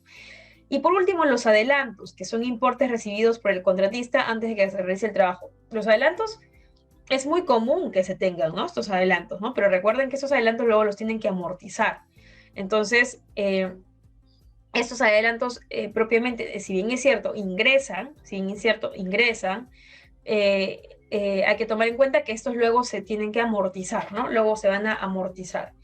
¿Dónde puedo ver de mejor manera los adelantos, que si los avances, que si las retenciones, las puedo ver en el flujo de caja? Más que en el resultado operativo, eso es en el flujo de caja. Ya, y con respecto a los costos, pueden haber costos relacionados directamente, es decir, estos de acá se refieren al contrato, ¿ya? Y son los costos directos. Este segundo, costos atribuibles asignados al contrato. Aquí, por ejemplo, estarían cargados todos los indirectos. Y el tercero son los costos cargables específicamente al cliente. Al igual que en el pago por incentivo, estos costos cargables específicamente al cliente, el contrato también lo debería decir. Es decir, por ejemplo, hay un costo por carta fianza, ¿ya? De repente un costo por carta fianza. Ese costo por carta fianza, de acuerdo a las condiciones de repente del proyecto, las condiciones de pago que haya negociado con el cliente, no lo sé, yo puedo negociar que ese costo de la carta fianza, de acuerdo al tiempo en el que el cliente me va a pagar y demás, el cliente lo asuma, el cliente lo pague. Entonces, ese sería un costo cargable específicamente al cliente. O también puede ser que sea la compra de un equipo, de repente, que luego el cliente no está seguro y que no sabe si va a cambiar o no sus especificaciones o los equipos y demás. Se me ocurre un equipamiento, ¿ya? En máquinas de gimnasio, digamos así, para un edificio. Entonces, si bien es cierto, el contrato incluye este equipamiento de este gimnasio, pero el costo lo va a asumir el cliente. Entonces serían esos costos cargables al cliente y eso también el contrato lo debe decir y expresar claramente, ¿ya? Entonces esos son los 3 tipos de costos del contrato de construcción que menciona esas NIC 11. Entonces, ¿por qué es importante tenerlo claro? Porque el área contable, cuando ustedes hablen, conversen con el área contable, pues va a manejar estos términos, ¿no? O sea, les va a decir, les va a hablar de un reconocimiento parcial, de un reconocimiento total, les va a hablar de un costo relacionado directamente, de un costo no atribuible, o un costo, perdón, asignado al contrato atribuible, les va a hablar un costo específicamente cargado al cliente, o les va a hablar de un ingreso por reclamo, por cualquiera de estos tipos. Entonces hay que conocer ello, ¿no? Para entender mejor este reconocimiento de ingresos y de costos, recuerden que es por periodo contable. Vamos a ver este ejemplo. A ver, esta gerencia, SD, es una empresa que brinda servicios de ingeniería y construcción. Dice que el 1 de enero del 2013 ha suscrito un contrato por 3 años con el grupo de ID para construir una planta industrial. Ya. El valor del contrato total es de 2.900.000 y este costo estimado por el departamento de proyectos es de 2.390.000. El costo incurrido en el primer año es de 742.000, en el segundo año 854.000 y en el tercer año 794.000. Lo que nos piden es reconocer los ingresos y gastos por cada periodo, pero de acuerdo a las NIC 11. Entonces vamos a ver cómo sería este reconocimiento de acuerdo a las NIC 11. Por cada periodo, ojo, es por periodo. Y por periodo estamos hablando 2013, 2014 y 2015, ¿no? Entonces vamos a verlo mejor en una tabla en Excel. Ustedes igual ya lo tienen en la presentación. Luego de, bueno, al culminar este ejemplo, vamos a tener un break, ¿ok? Vamos a tener un break de unos 7 a 10 minutos. Entonces voy a compartir. Lo que voy a compartir es exactamente lo que tienen ustedes en la diapositiva. Es lo mismo. Que aquí está en Excel para que ustedes puedan ver las formas. Ya. Entonces, a ver. Nos dice que la estimación de costos, ¿ya? El estimado de costos de este departamento de proyectos era de 2.390.000. Ahí está. Esa es la estimación de costos. Y nos dice que en el año 2013, ¿no? La ejecución o estos costos fueron de 742.000 soles. Ya. Entonces, en el 2013 se consumió o se ejecutó 742.000 de un total estimado de 2.390.000. Entonces, 742.000, ¿a cuánto equivale de mi total estimado? Entonces, como quiero saber a cuánto equivale, lo que tengo que hacer es dividir 742 entre 2.390.000. Entonces, le hago clic aquí y divido, ¿no? 742 entre 2.390.000. ¿A cuánto equivale? Al 31%. Entonces, haciendo matemática simple, si a estos 2.390.000 le resto los 742, ¿cuánto me queda? 1.648.000. Si al 100% le resto el 31%, ¿cuánto me queda? Me queda 69%, ¿no? Me queda 61%, ¿ya? Entonces, hay 69%. Entonces aquí no hay nada complejo, no hay nada complicado, es bastante lógico, ¿no? Esto es mi estimado, esto es lo que ejecuté, esto es mi avance, de acuerdo a este costo registrado, y esto es lo que me queda, ¿ya? Entonces, al final del 2013, ¿qué es lo que declaro en el 2013? En el 2013, yo tengo un costo de 2.390, ahí está mi costo, este es mi costo estimado, yo tengo un avance de 31%, pero ¿qué es lo que va a hacer contabilidad? Ah, ya, mira, tienes un 31%, ¿no? Ya, listo. Entonces, tus ingresos, tu ingreso está en un contrato, ¿no? Suscrito, se supone, ¿no? Un contrato, hasta que no haya una modificación, una adenda, ese va a ser el ingreso que todos van a tener en el proyecto o en el, o en el, em,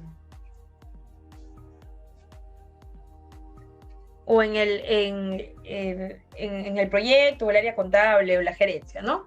Entonces ese es el número que van a tener porque es el contrato, son 2.900.000, ya.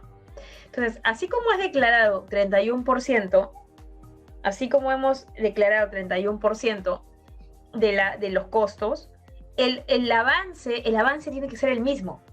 El avance es el mismo. 31% de tus costos, 31% de tu venta o de tus ingresos. Entonces, los montos reconocidos son 742 para los costos y para el caso de los ingresos 900.000. ¿Ya? Entonces, la utilidad de este monto reconocido del 2013 es la diferencia, ¿no? Es la diferencia. Y este 158.335 es el monto que vamos a declarar. Es el monto que va a ser declarado. Entonces, ese monto, ¿dónde figura? Figura en el estado de resultados del periodo 2013. Entonces, este monto tiene que figurar en el estado de resultados del año 2013 que va a estar declarado. ¿Ya? ¿Qué pasa en el 2014? En el 2014 yo tengo otro costo, obviamente, ¿no? De acuerdo a lo que ha ejecutado. Entonces, ¿qué es lo que hago en el 2014? Sumo a lo que ya declaré del 2013, le sumo ese costo. ¿Y cuánto representa? Representa un 67%. ¿Cuánto me falta para el costo estimado? Ojo que esto puede cambiar, ¿ah? Esto puede, aquí está, porque el ejemplo aquí está fijo, pero obviamente que esto puede cambiar la estimación. Y obviamente que mi ingreso, mi venta también puede actualizarse, ¿no? Puede haber adicionales, deductivos, no lo sé. Entonces, aquí también puede haber un cambio, pero tengamos en cuenta más que todos los criterios, ¿no? Yo me quedo, aquí estoy en un 67%, ya. Entonces, es un 67% declarado, 67% de mis costos y de mis ingresos es el mismo porcentaje. Entonces, yo tengo 1.596.000 como parte de mis costos, como parte de mis ingresos es el mismo porcentaje, o tomando en cuenta el mismo porcentaje, este sería el monto reconocido. ¿Cuánto es mi utilidad? Es lo mismo que en el 2013, mi utilidad es la diferencia. ¿Cuánto es? 340.000. Entonces, ¿qué es lo que pasa con la utilidad? A ver, yo tengo una utilidad acumulada de 340, es cierto, pero el año 2013 ya había declarado 158. Entonces, mi utilidad del año 2014 es la diferencia. La diferencia del acumulado menos lo que ya declaré en el 2013. Y esta es mi utilidad del 2014. ¿Qué pasa con el 2015? En el 2015, si el proyecto hemos dicho que dura 3 años, ya debió cerrar, o ya cerró. Ya cerró en el 2015. Entonces, en el 2015 ya todo va a ser al 100%.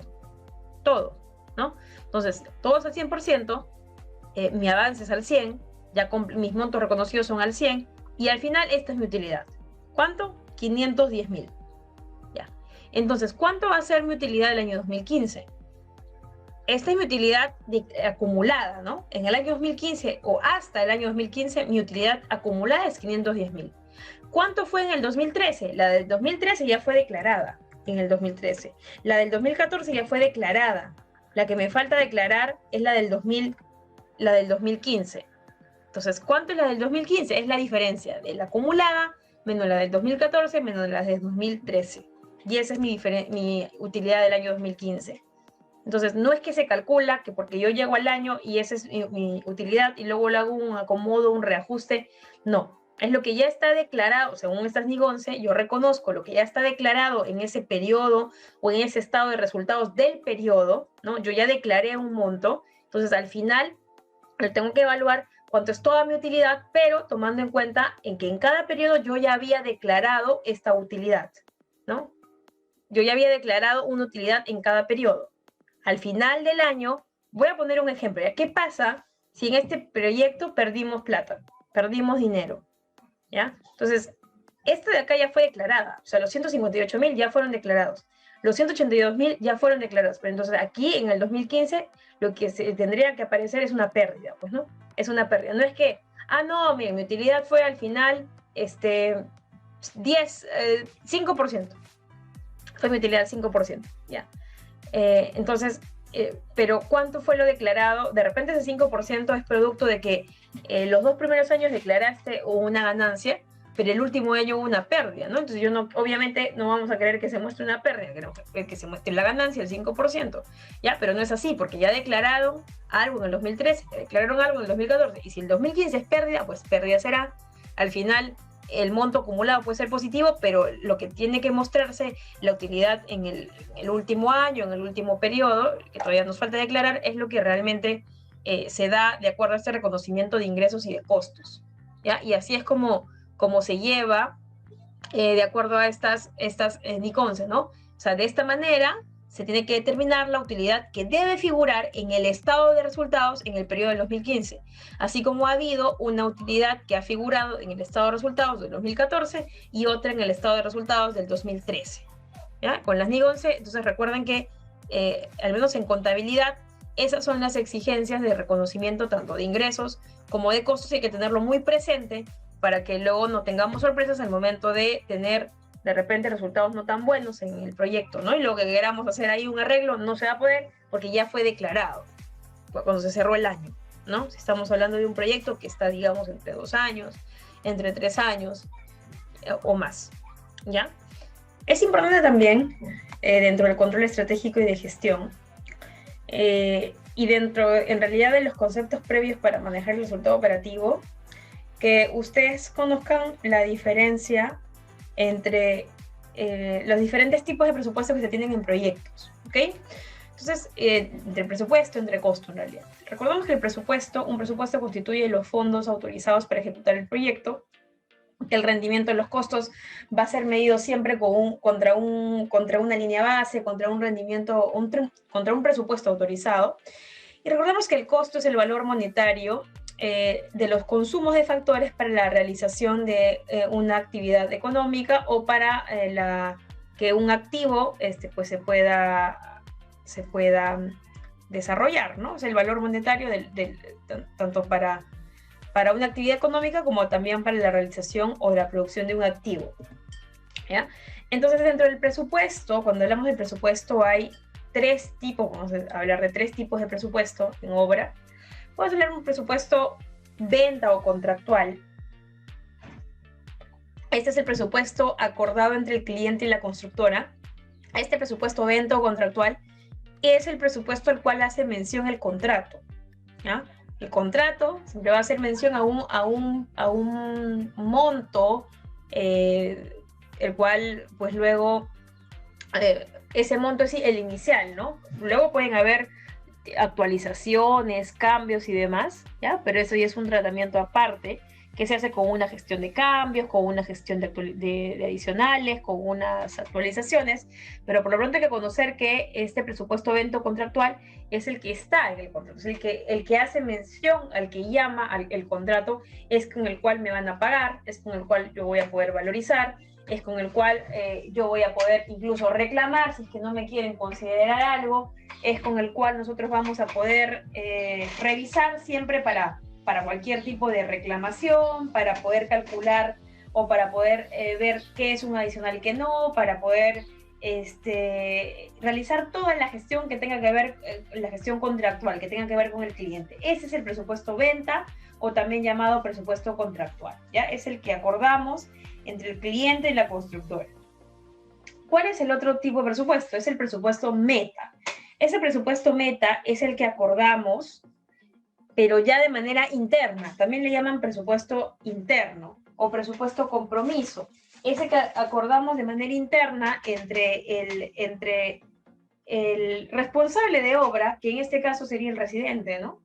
Y el director de proyecto, o el gerente de proyecto, o el gerente de operaciones, o el dueño de la empresa, ¿ya? Este es el presupuesto meta, es un presupuesto interno, que no, como su mismo nombre lo dice, si lo estoy pactando entre el responsable de obra, o sea, el residente, y entre el dueño de la empresa o alguien de la empresa que tenga el cargo de llevar o de controlar este proyecto, que puede ser un director de proyectos, que puede ser el gerente de operaciones, que puede ser alguien de la PMO, de la oficina de gestión o de la oficina de control de proyectos, no lo sé, como es interno, este presupuesto meta no necesita, no debería en realidad publicarse o compartirse con otras personas.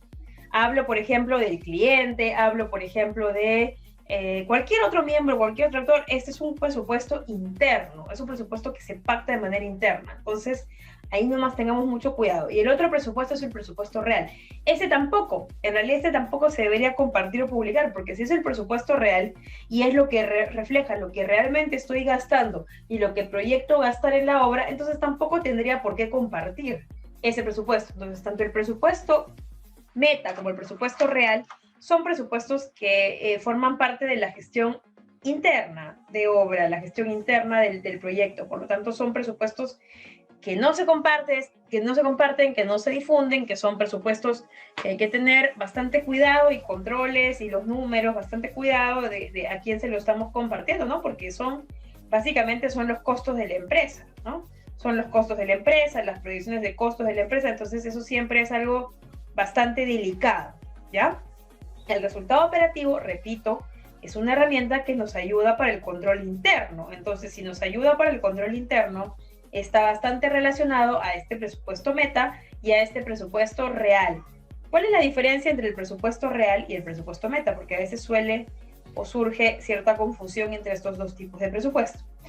Este presupuesto meta o presupuesto interno, una vez que ya me lo aprueban, ¿ya? Una vez que ya me lo aprueban, lo guardo como línea base, ¿ok? Lo guardo como línea base. Entonces, ¿cuándo cambio la línea base? La línea base la cambio solamente cuando tengo algún procedimiento autorizado de cambios, ¿no? Para poder cambiarla. Es decir, la aprobación pues debería de estar a cargo del gerente, del director, del gerente de operaciones, de la PMO, ¿ya? No lo hace obra específicamente. Entonces, bueno, también depende de la organización, pero por lo general siempre alguien con quien están pactando, con esa persona es con quien deberían de ver los cambios.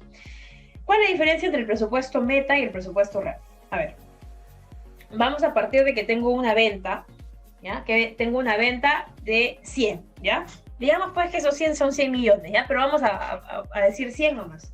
Entonces, tengo una venta de 100, ok, tengo una venta de 100, pero la estimación de mi presupuesto meta me dio que es 90.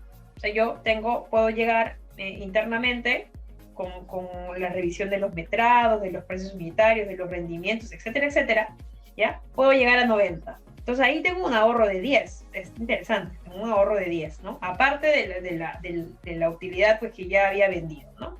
Tengo un ahorro de 10, entonces, según mi meta. Ya, pero ¿qué pasa? En el transcurso del proyecto pues se hicieron compras muy buenas, se llevó un buen control, ¿no? Etcétera. Y estamos a la mitad del proyecto, y tenemos que hemos gastado 40.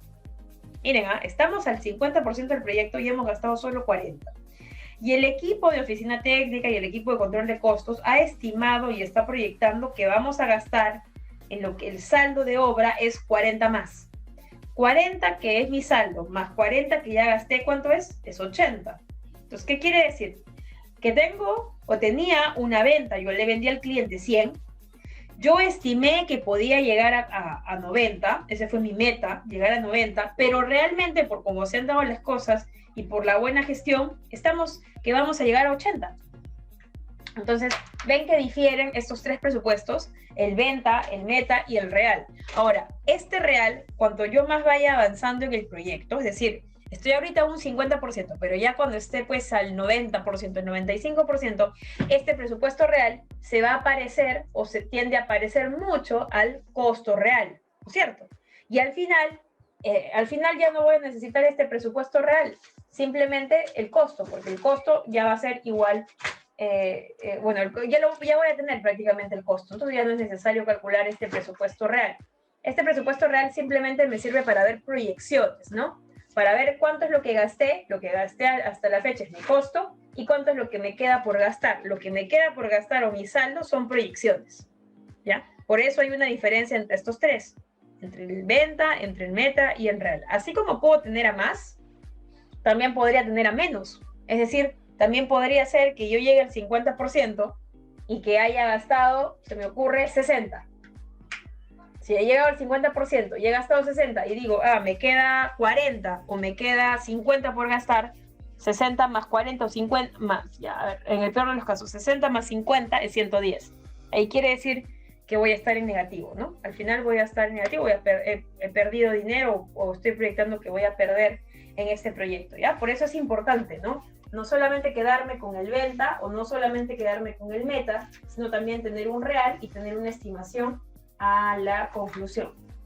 Si tienen alguna pregunta, la pueden hacer.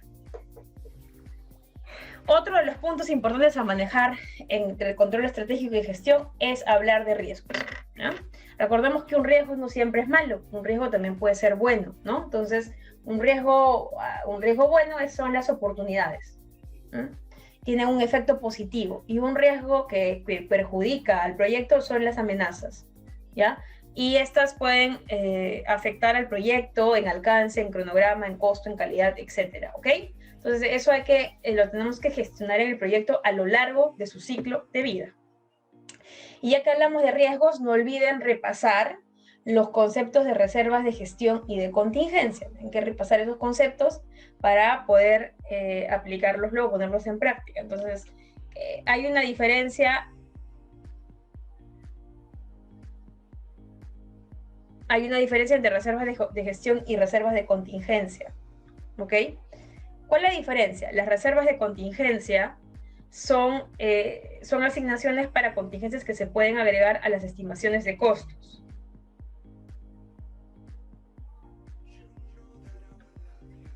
Es conocido como colchón o amortiguador en reconocimiento a riesgos que se pueden afectar a las estimaciones de costos.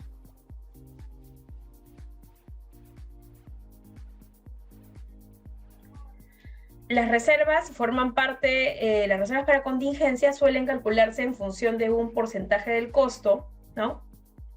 Puede ser del costo total, puede ser del costo unitario, puede ser del total del proyecto, puede ser un monto fijo o puede desarrollarse mediante un análisis cuantitativo de riesgo. Entonces, estas reservas de contingencia, primero hay que tomar en cuenta lo siguiente. Esas reservas de contingencia son muy necesarias para calcularlas en los proyectos, ¿no? Dentro del presupuesto. Y no solamente es que hay contingencias a nivel de costo, contingencias también hay a nivel de cronograma, ¿no? A nivel también de calidad. Entonces, estas reservas de contingencia sí es una buena práctica y sí deberíamos de considerarlas en las estimaciones, hablando de costos, ahora sí, hablando de costos en el proyecto. Ahora, estas reservas de contingencia es para riesgos que conozco, pero que desconozco cuándo van a pasar. Entonces, dentro de las prácticas de gestión de riesgos hay varios procesos, ¿ya? Uno de los procesos en la planificación es hacer un registro de riesgos, ¿ya? Si hago un registro de riesgos, estoy identificando los riesgos y los conozco, los riesgos. Entonces, puedo hacer una lista, ¿ya? El siguiente paso es hacer un análisis cualitativo y luego un análisis cuantitativo. Entonces, estas reservas de contingencias para riesgos que conozco, que puedo hacer una lista o que puedo contener en esta lista, pero que desconozco cuándo van a pasar. O sea, los puedo registrar ahora, pero yo no sé cuándo van a suceder específicamente, no lo sé.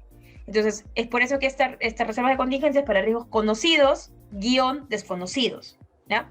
Entonces, ese monto, ese costo, esa duración, la puedo estimar, ¿ya? A nivel de costo, ¿cómo lo puedo estimar? Puede ser, y lo que dice este párrafo es que puedes calcularlo de un porcentaje de la partida, puedes calcularlo por un porcentaje de costo, un unitario, puede ser estimado o puede ser del total del proyecto. O simplemente le puedes poner un monto fijo.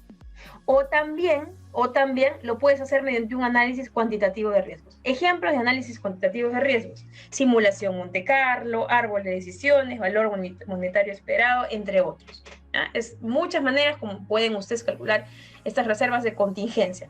Y para la simulación Monte Carlo, por ejemplo, y para las otras técnicas, hay softwares que les pueden ayudar a calcular, a hacer estas simulaciones, más que a calcular, hacer las simulaciones. Como por ejemplo el arroba Risk, como por ejemplo el Primavera Risk, por ejemplo el Crystal Ball, etc. ¿Qué es lo que pasa al final con estas reservas que yo estoy estimando? Lo que pasa con estas reservas es que al final del proyecto o durante el proyecto puede ser que no las termine consumiendo todas las reservas. Si yo le puse como reserva, se me ocurre, $100,000, es para mis reservas de contingencia.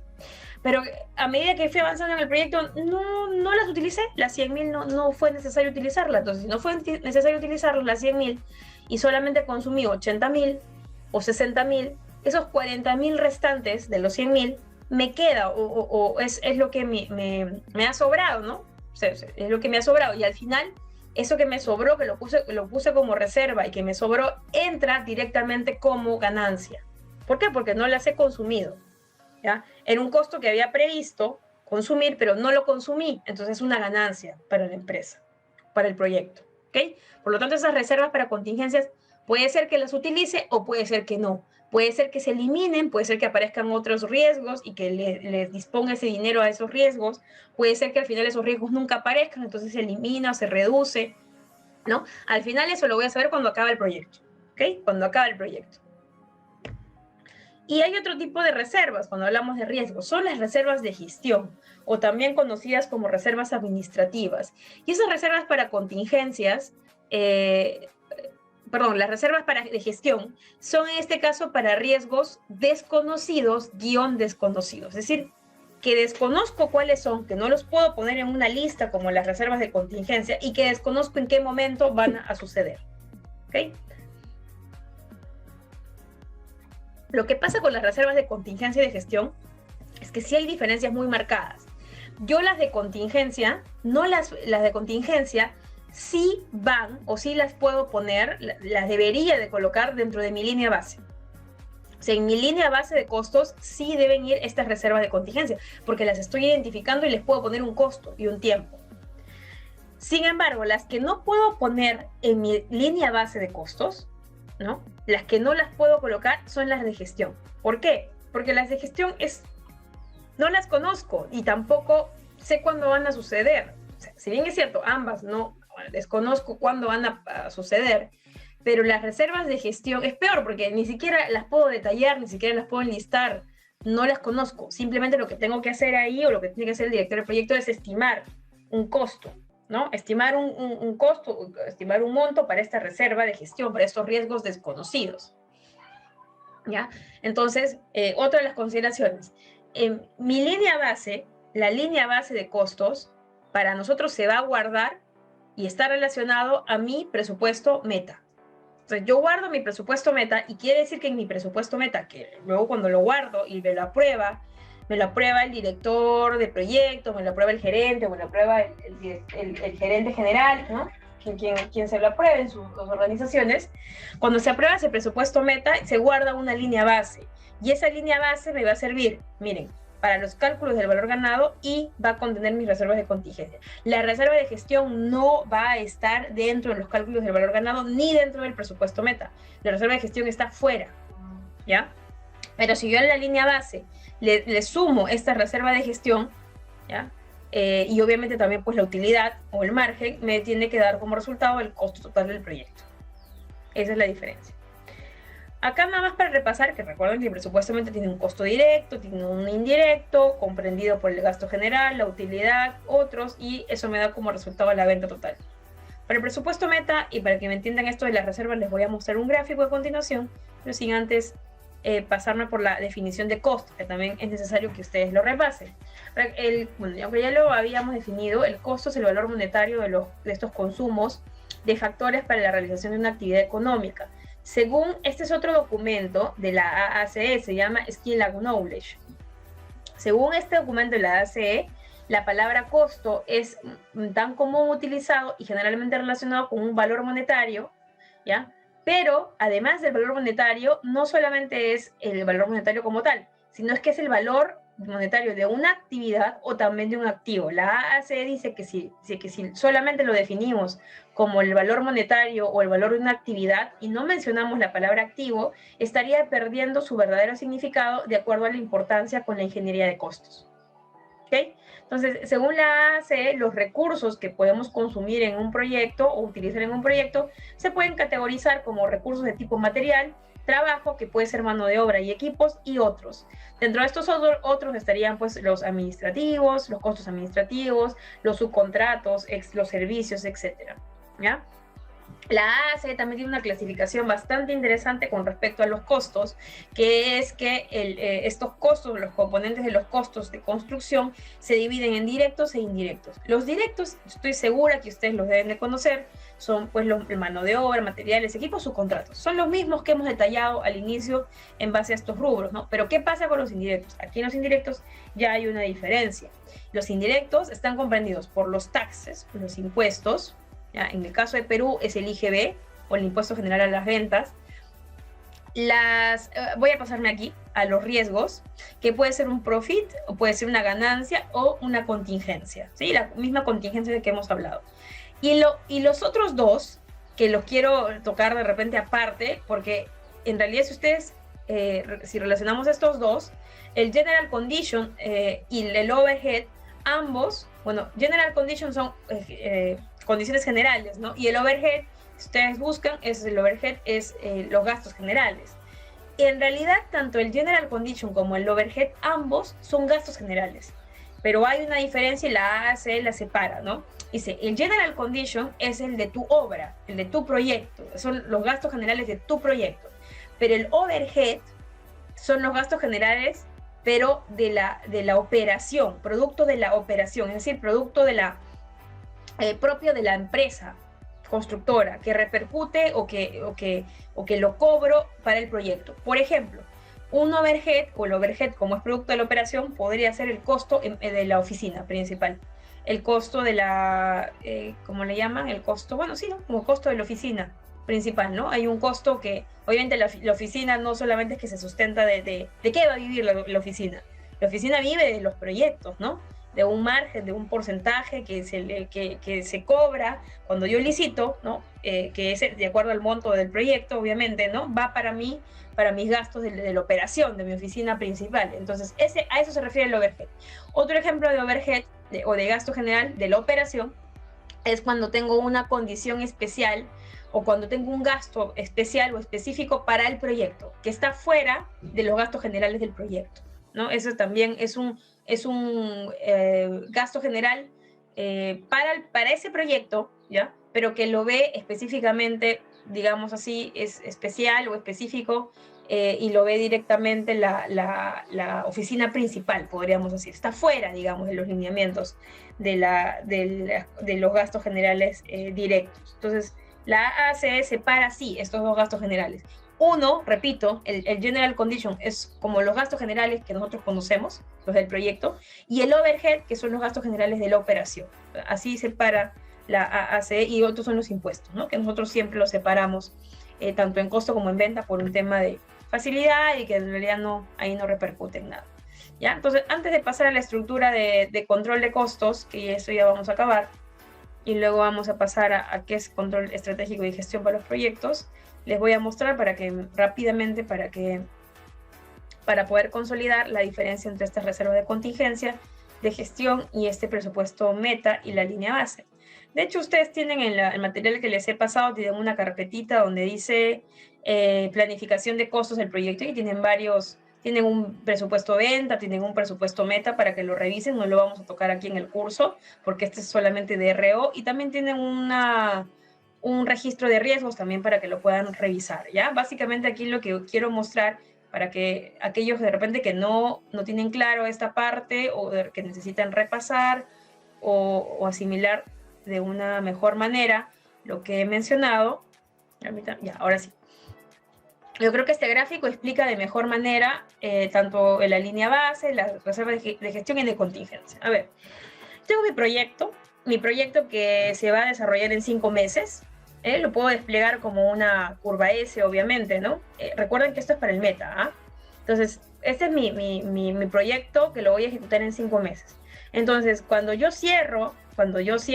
ya este es el monto de mi proyecto que lo voy a terminar en 5 meses, yo estoy guardando una línea base de costos. O sea, toda esta línea naranja es mi back en valor ganado o mi línea base de costos, ¿ya? Esta es mi línea base de costos. ¿Ok? Es mi línea base de costos. Ya. Hasta ahí yo creo que claro. Ya. Entonces, las reservas de contingencia o la reserva de contingencia va a estar en en esta determinación de esta línea base. Ahí va a estar mi reserva de contingencia. Va a estar calculada.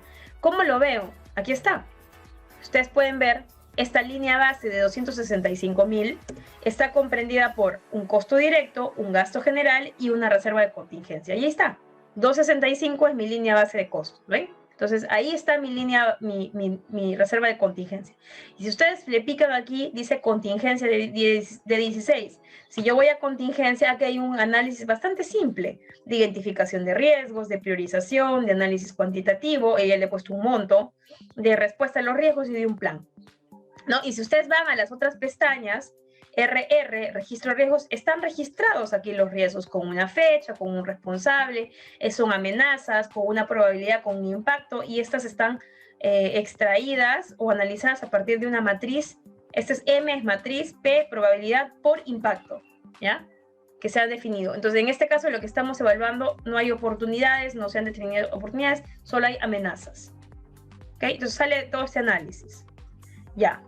Entonces, está claro que la línea base incluye las reservas de contingencia. ¿Qué más? Pero mi proyecto es de 290.000 soles. Entonces me falta dinero para llegar a los 290.000. Obviamente estos 265 solamente son mi línea base. ¿Qué me falta? Me falta mi margen. Y el margen está comprendido por la utilidad más un sobremargen o submargen. ¿Qué quiere decir? Que cuando yo vendo un proyecto, tengo una utilidad que he vendido. Esa utilidad es de 17.862,92 soles. Esa es la utilidad que vendí al cliente, ya. Esa es la utilidad que vendí, es cierto. Pero en el motivo, y también una de las cosas o de lo que ganamos al realizar este meta, es que yo puedo saber si estos 17.862,92 realmente va a ser la utilidad que vamos a ganar, la utilidad total.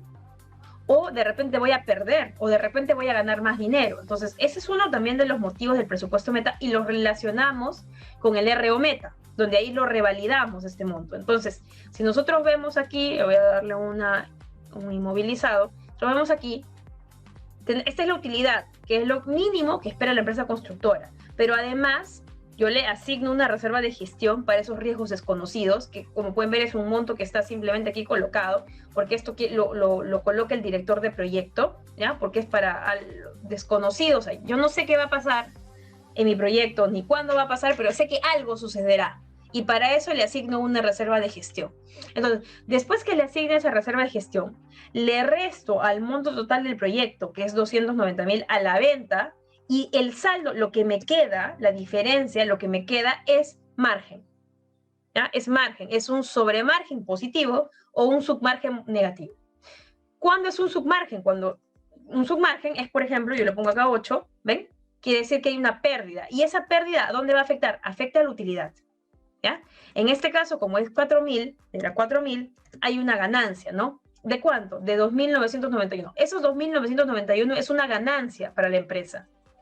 Entonces, el margen total de mi proyecto es 17.000 más 2.991. ¿Qué quiere decir? Que el margen total que le espera la empresa constructora, que yo le prometo, porque es mi meta, es 20.000 soles. Ya no 17.000, es los 17 más los casi 3.000. ¿Ya? Entonces, ¿qué quiere decir? Que después de esta línea base, yo le tengo que sumar el margen o la utilidad, el margen, que es la utilidad, más el sobremargen o submargen, más mis reservas de gestión. Mis reservas de gestión más mi margen, más mi línea base es el monto total del proyecto, que es 290.000. Sin impuestos, claro está, ¿no? Acá estamos hablando sin impuestos, solamente hasta acá. Sin impuestos. No sé si quedó clara la diferencia entre reserva de contingencia, de gestión, y en este caso línea base, y cómo llego a obtener mi total para el proyecto, ¿no? Cómo se descompone, digamos así, el total para el proyecto. No sé si tienen alguna duda, consulta con respecto a lo que he explicado.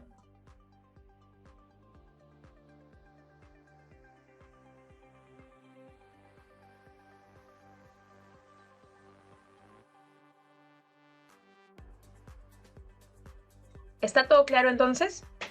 Para continuar con las estructuras de control de costo y por qué son importantes en la elaboración del resultado operativo. Ya. Entonces, si está todo claro, vamos a seguir con las estructuras de control de costos. Una estructura de control de costo me sirve en el momento de hablar del resultado operativo. ¿Por qué? Porque, ¿se acuerdan cuando hablamos de objeto de costo, dónde voy a registrar, dónde voy a contener todos estos costos? Ya, justamente eso es en la estructura de control de costos, o con una estructura de control. Una estructura de control, primero que existen estructuras de control de proyectos, ¿ah? ¿Ya? Y dentro de las estructuras de control de proyectos, una es la estructura de control de costos.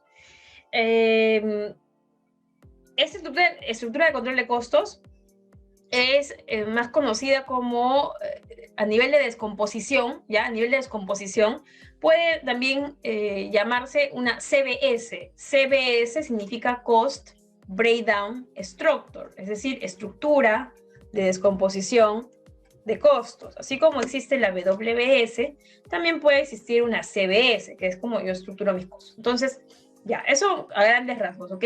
Pero ¿por qué me sirve una estructura de control de costos cuando hablo de RO? Porque esta estructura de control es una matriz, resumen del presupuesto, y está compuesta por partidas de control y por fases.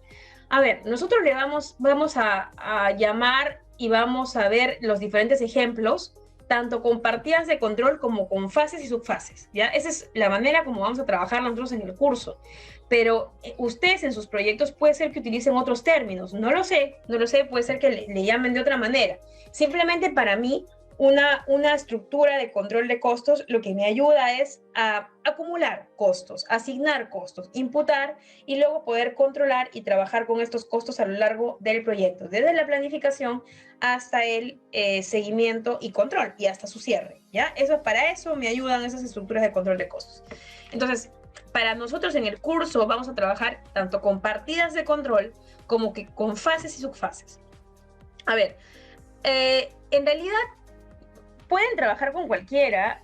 Una partida de control es una agrupación de partidas presupuestales. Es decir, si tengo 30 partidas de concreto en mi proyecto, concreto placas, concreto vigas, concreto losas, concreto escaleras, y cada una de estas por piso, ya tengo 30 en mi proyecto, 30 partidas de concreto o 30 actividades de concreto de mi presupuesto. O sea, yo puedo elegir controlarla con una sola partida que se llama concreto. Y esa sería mi partida de control concreto. O sea, yo elijo controlarla solamente con una.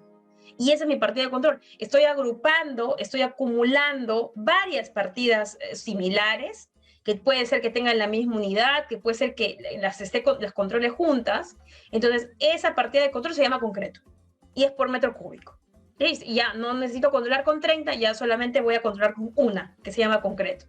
También podría decir, no, yo quiero concreto vertical y horizontal. Entonces ya no es con una, ahora es con dos. Concreto vertical y concreto horizontal. Esas son las partidas de control. ¿Y qué es una fase?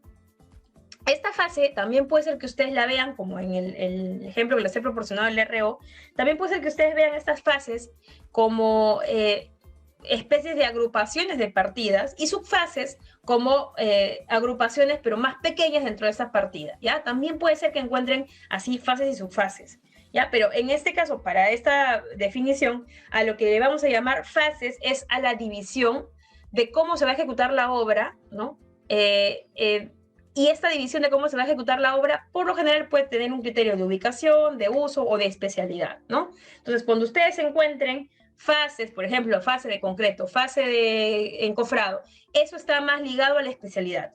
Pero cuando ustedes encuentren fase de, fase sector A, fase sector B, fase sector C, o frente sector A, sector B, sector C, sector D, o frente 1, 2, 3, 4, 5, eso está más ligado a la ubicación, ¿no? Al espacio físico. También puede haber una fase por uso, ¿no? Uso interno, uso externo, etcétera, ¿ok? Entonces, esas son estructuras que nos ayudan a trabajar en proyectos. Ejemplos de fases: las fases tienen que estar numeradas, las fases deben de ser cortas en nombre y deben tener un código, ¿no? Deben tener un código y un nivel, perdón, deben tener un nivel, un código y además un diccionario. Por ejemplo, yo voy a controlar en mi proyecto solamente con una partida de control llamada concreto. Y en esta partida de control yo tengo que aclarar que el concreto incluye concreto vertical, concreto horizontal, concreto simple y concreto armado. Todos los concretos, ¿no? Entonces, también, a ver, yo estoy definiendo que voy a controlar con una partida de control llamada pisos y pavimentos. Entonces, tengo que aclarar en un diccionario, en una descripción, que este pisos y pavimentos va a incluir todos los pisos y todos los pavimentos que yo realice mi proyecto. Y ahí lo voy a acumular con ese código y va a tener pues esa descripción o esa denominación y además va a tener una unidad. ¿Ya? A eso se refiere.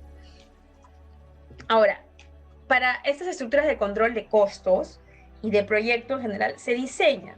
¿Ya? Tenemos que diseñarlas. Diseñar la estructura de control, hay que manejar el flujo de información o diseñar el flujo de información y hay que asignar responsables y obviamente comunicar. Según la AACE y según el PMI, estas estructuras de control pueden tener nombres distintos. Ya estoy llevándolo más a prácticas, digamos así, internacionales, ¿no es cierto? Mundialmente conocidas. A ver, entonces yo tengo que según el PMI, en el área de conocimiento de alcance, me habla acerca de unas cuentas de control. No sé si ustedes han escuchado o han leído antes este término de cuentas de control. Entonces, vamos a ver a qué se refiere con estas cuentas de control. Estas cuentas de control se mencionan, ojo, dentro de la EDT o WS, se refieren a un punto de control de gestión en el cual se integra todo. Se integra alcance, se integra presupuesto, se integra costo real y cronograma, ¿no? Y se compara con el valor ganado para la medición del desempeño. Entonces, ahí dice que estos son puntos en esta EDT o puntos en el que de control en el que vamos a gestionar, ¿no? Están seleccionados en la EDT o en la WS y las cuales podemos controlar, pero controlamos todo, ¿ah? Controlamos todo.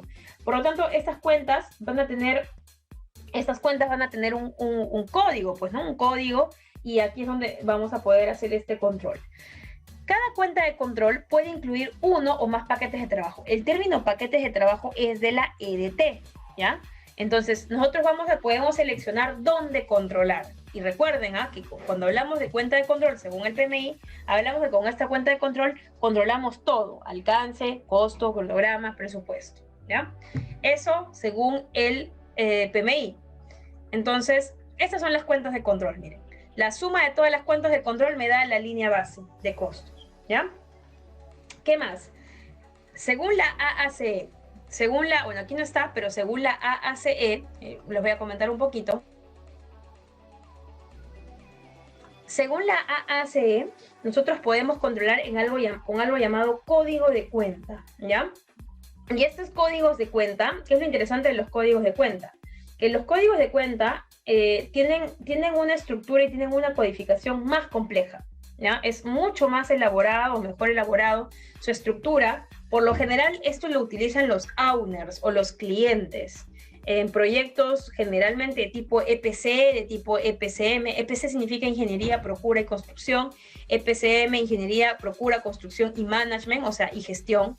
Y lo suelen trabajar así. ¿Por qué? Porque cuando hablamos de un owner, hablamos de que este owner no solamente es que él construye, ¿no? Es decir, construye, pero luego va a querer, obviamente, operar. Va a operar o va a hacer uso de esta construcción. Entonces, o de este activo ya sería, ¿no? Este activo ya construido. Entonces, es por eso que estos códigos de cuenta, según la AACE, que ustedes los pueden buscar, se llaman COA, Cost of Account. Estos COA de la AACE son mayormente llevados o trabajados a nivel de owners o de clientes, porque por el mismo motivo de que les va a servir muchísimo a nivel ya también de una operación o de un mantenimiento, ¿no? Entonces ahí esto les podría, de repente si ustedes están desde ese lado, les podría ayudar o podrían investigar un poco más acerca de ello, ¿ya? Entonces, para resumir ya esta primera parte y culminar, el control de gestión, nosotros nos vamos a apoyar de la herramienta que seguramente ustedes la conocen, que es la gestión de valor ganado. Y esta gestión de valor ganado tiene un gráfico, ¿no? Característico con 3 curvitas: valor planeado, costo actual y valor ganado. Tiene sus indicadores. Este gráfico me gusta mucho. Este gráfico muestra claramente que esto es la data de valor ganado, que estos son los indicadores de variación, que estos son los índices de rendimiento y que este es un indicador de proyección, ¿ya? Y eso es cuanto al control de gestión, ¿verdad? Y en cuanto al control estratégico, nosotros lo vamos a ver con el resultado operativo. ¿Qué es el resultado operativo o el reporte operativo? Es una herramienta de control de costos que me permite hacer un diagnóstico del estado del proyecto en un instante de tiempo dado, no solo mediante el balance de los costos incurridos a la fecha, a la venta y la venta correspondiente, sino también con una proyección. Entonces, el resultado operativo es una herramienta de control de costos que no solamente que me permite analizar los costos o conocer los costos a la fecha, sino también me permite hacer proyecciones. Me permite hacer proyecciones, me permite analizar la información, me permite ver la información histórica, analizar en base a esa información histórica, hacer proyecciones, utilizar, ojo, el juicio experto, utilizar el juicio de expertos, y se le considera como una herramienta de control porque ya van a estar aquí colocados los costos. Entonces, lo que ya pasó, no puedo revertir lo que ya pasó simplemente queda en el histórico. Pero lo que sí me va a ayudar es a tomar decisiones. No puedo corregir lo que ya pasó, pero sí puedo corregir lo que está por suceder, o el futuro. Sí puedo tomar acción para redireccionar o direccionar mejor mi proyecto, ¿no? Entonces, básicamente, puedo mejorar en base a esas acciones correctivas que puedo aplicar, tomando en cuenta ya un contenido histórico, ¿ya? Y eso lo voy a ver en el resultado operativo. Entonces, ya con esto culminamos.